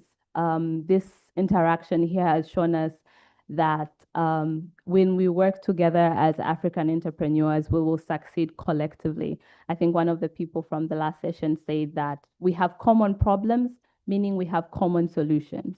And of course, we would have to tailor them to specific context. But when we have a platform like such as the Food Systems Innovation, which is a knowledge sharing, linkages for financing, linkages for fundraising, and most importantly, knowledge, because we understand that when you have knowledge, you have probably done 50% of the work. And from just our interactions here, I think we'll all go back with so many learnings that we'll take back to our companies and realize that we are not alone. And because we're not alone, we can succeed together. I think for me, that was a very key takeaway. Of course, when we're coming back to the financing, we also learned that there are different solutions, and you as a business owner needs to be very cognizant of what is available out there, but what will work for your business. I think most of us shun away from either debt or equity, or just not understanding what kind of solution would be beneficial for you. I think also from the learnings from the partners from Mr. Christine here, is that technical assistance is important, and it will elevate you long and way beyond the financing. Because if you don't have capacity to absorb the financing, whether it's because of knowledge or systems, you will still crash. So let us focus on what is available to us. Let us use this as a platform, as a launch pad, so to speak. So I believe this interaction has been very beneficial, and it will be very good to see the build up from this. And also because I think we can all agree that it is relevant, it is needed, because it's an African solution by Africans. So I thank you very much for that.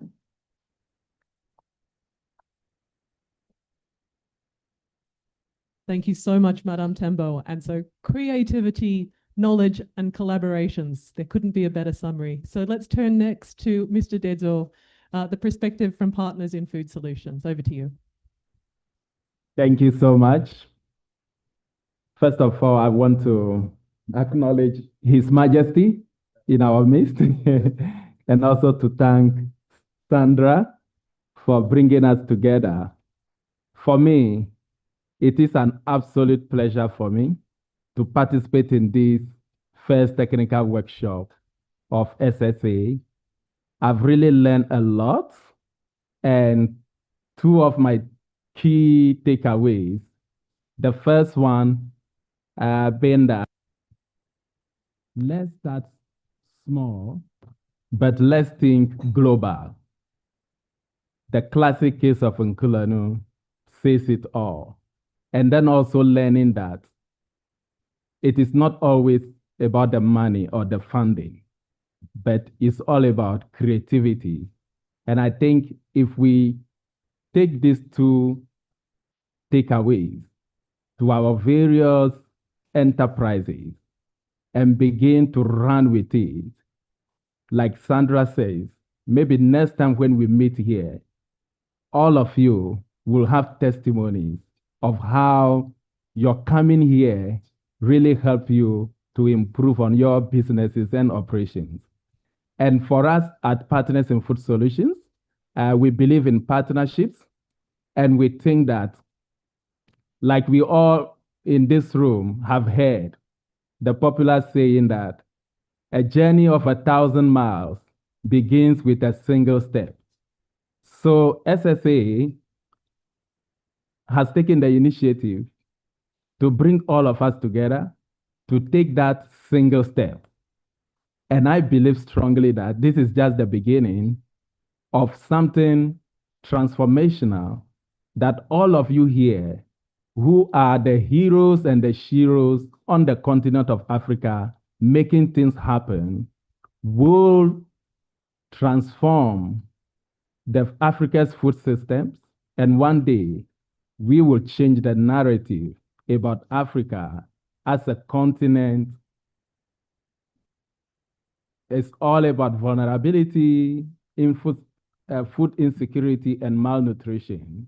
We have the talents and the minds here to change that narrative if we can work together as partners with our international collaborators to make things happen on the continent of Africa. Thank you.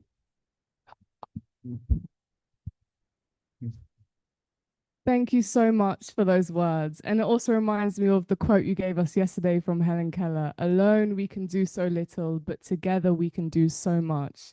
I think that's something that really stuck within me. I'm sure it stuck with some other participants. And I think it's really a message that we want to send for this network, bringing like-minded people together, and the sky is limitless. So thank you very much for that. Donc, maintenant, j'ai le plaisir d'inviter une personne qui nous a apporté un soutien considérable, non seulement pour cet atelier, mais aussi pour le projet de FSA en général. Quelqu'un envers qui nous éprouvons beaucoup de gratitude. J'aimerais inviter Madame Valeria Serza de l'UNCDF. Elle est en ligne. Vous m'entendez, Madame? Oui, vous avez la parole. Merci beaucoup. Thank you very much, and I hope that everyone can hear me in the room. Is clear? Yes, perfect. Then I will proceed. Thank you very much, and a very good afternoon to you all. My name is Valeria Cersa, and I am Partnership and Outreach Coordinator with the UNCDF, and I'm working very close with Sandra and the team on the Africa Adaptation Initiative and the Food Security Accelerator. First of all, I would like to sincerely apologize for not being able to be there physically, and I've been following the discussion, especially today. And it was really an honor to take part of this event. I think that you share very relevant information. On one hand, about the Africa Adaptation Initiative and the Food Security Accelerator, which I would like to highlight that is one of the UNCDF flagship program. And I'm very grateful to you, SSA, for organizing such a critical and very important event. So thank you very much to you, Sandra, to all the team for really the incredible work, and particularly for the collaborative spirit that you really brought to this workshop. It was very, very great to see this afternoon. This event was really designed as a crucial step, and I think that you have accomplished quite a lot over these 2 days. As mentioned, we have introduced the Africa Adaptation Initiative and Food Security Accelerator Program, but also discussed and established the FSA Food System Innovation Network. And I think this is going to be a very important community of practice, and we can consider these as an engine for change, which we allow to continue these very important discussions that we started during this workshop. I think in addition to that, the technical discussions were very rich. They were highlighting very important innovation, innovative solutions, and of course, obstacles that we must overcome together. You shared valuable ideas and presented so many concrete solutions. I think I really enjoyed the discussion this afternoon. Just to repeat, it was very, very concrete. And I think the insight that we've shared from discussion on the indigenous crops, which I think is extremely important, especially in the African context, developing nutrition products for urban markets. This is all really, I think, invaluable information for us. And this contribution will be directly integrated and supported for the agenda of the Africa Food System Forum 2025, which is happening in the next weeks, first weeks of September in Dakar. And they are also very important to prepare the ground for our very first real food conference, which will be organized in 2026. I think the commitment of all the participants is really, really inspiring. And as most of you already said, if we are working together, you're working together, we can definitely build a more resilient and inclusive food system for Africa. So I think you show us a clear path, the importance of linking local innovation, strong market, supporting with the financing, and with all these, we can hopefully create a food system which is inclusive, resilient, and beneficial for all. So I think with these few closing remarks, I would like to thank you again for your commitment, and please let's continue. This is just the beginning to build this powerful network all together. Thank you very much, and over back to you.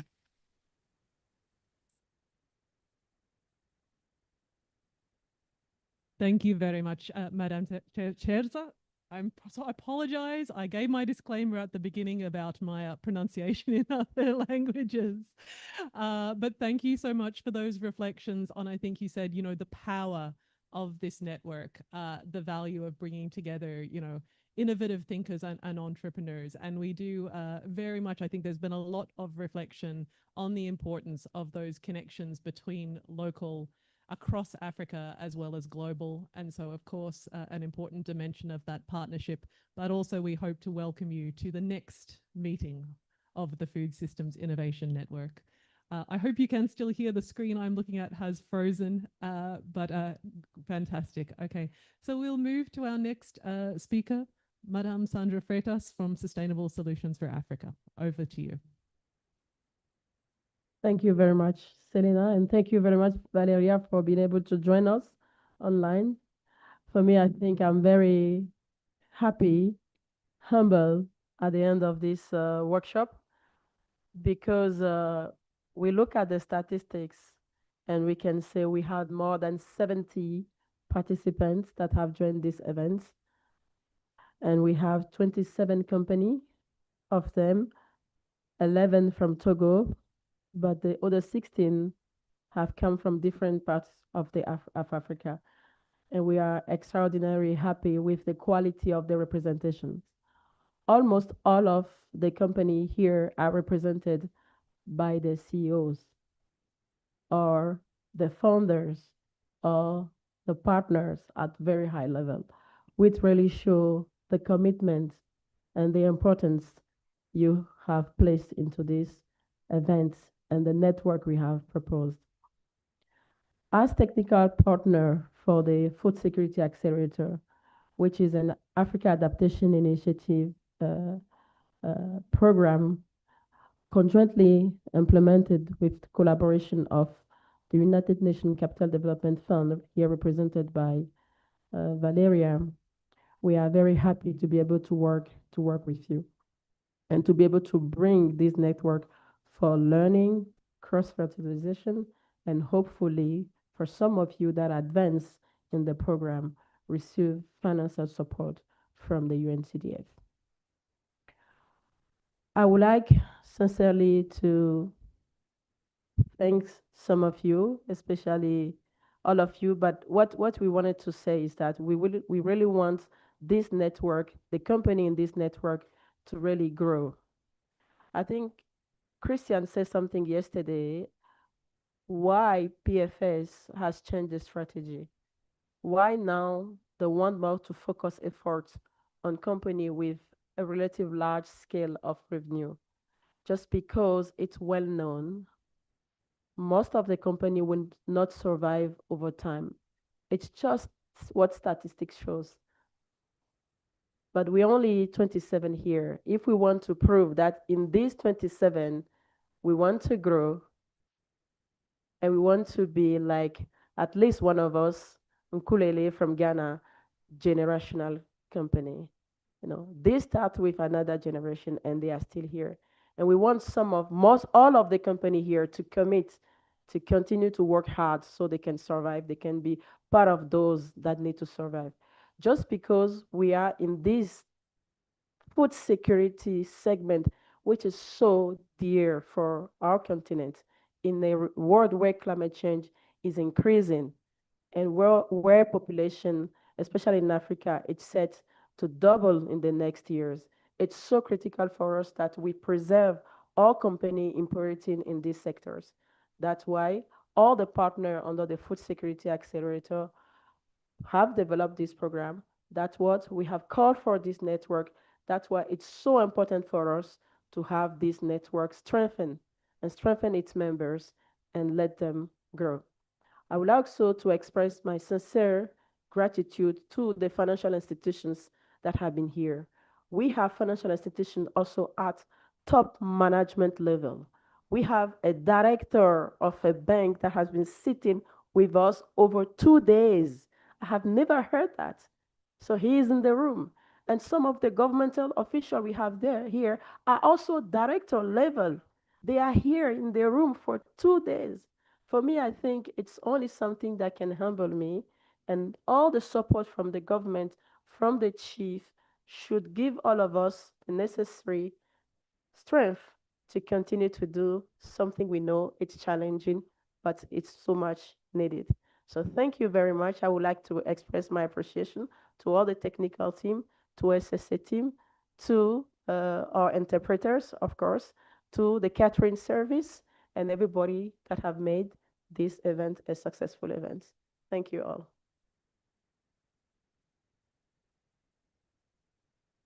Thank you very much, Madame Sandra, for stressing both the importance and the strength of this network.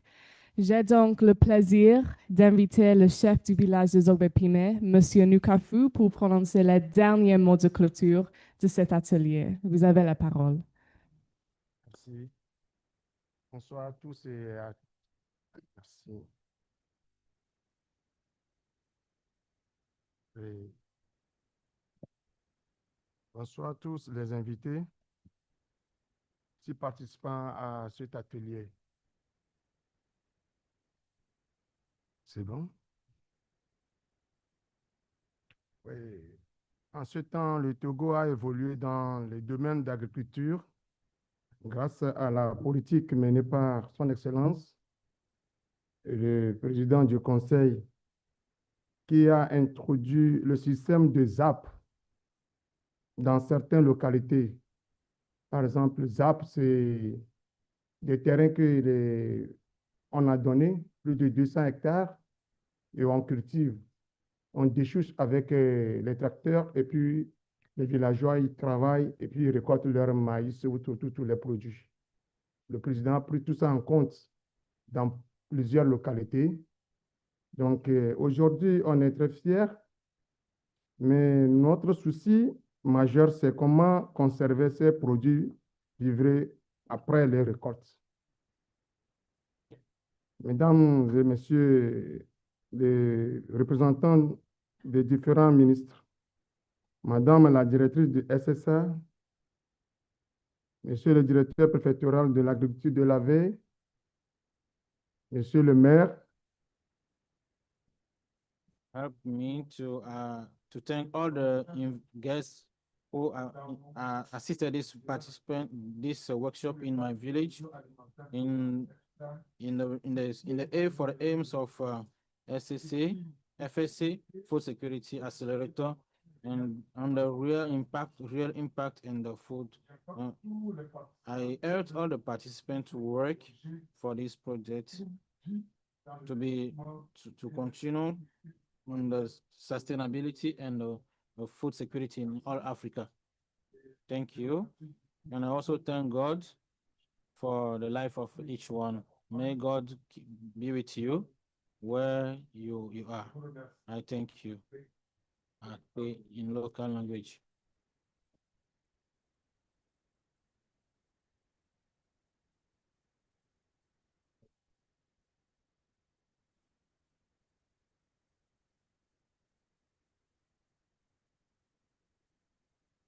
Thank you, Chief. And with those closing remarks, our workshop is officially at a close. We have just 5 matters of housekeeping. I'll go through them one by one, and then I'll ask if Laurel can also explain in French. The first is, of course, that our marketplace is still open through the course of this evening. Chief, for you also, if you would like to visit to see some of the products the companies have brought, this is your last chance. So please do take advantage of the marketplace today. The second is that if you have not yet collected your per diems, and I understand there is also a t-shirt that has been printed from the event, please do proceed to the registration tent. That will be available through this evening. The third is we have a evaluation survey to gather your feedback. I believe there is a QR code that may be displayed and a link that will also be sent to you. So we appreciate receiving your feedback so we can be even better for next time. Number 4, maybe most importantly, our gala dinner starts at 7 p.m. Tonight. I believe there may also be some refreshments before then at the start of that proceedings. And we look forward to both having a wonderful dinner as well as a cultural showcase during the evening. So look forward to reconvening then. And the final item, you'll see our photographers hovering. As we exit the room, we would like you to proceed outside for a final family photo to mark the closing of the meeting. Over to Laurel.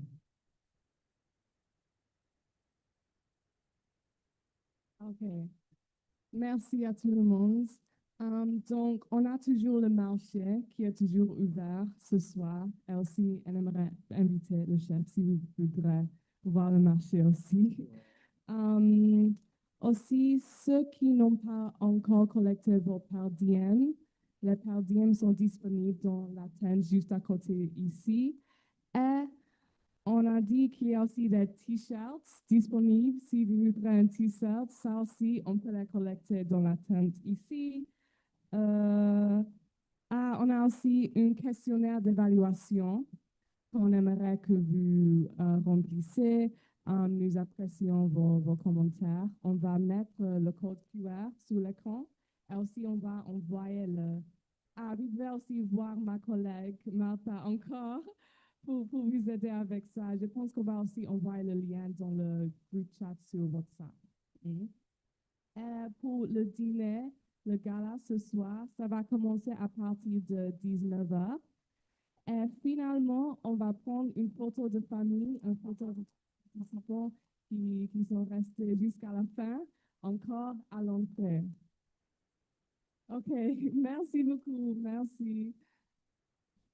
Donc, si on peut aller directement à l'entrée, merci. Et merci encore à nos invités d'honneur.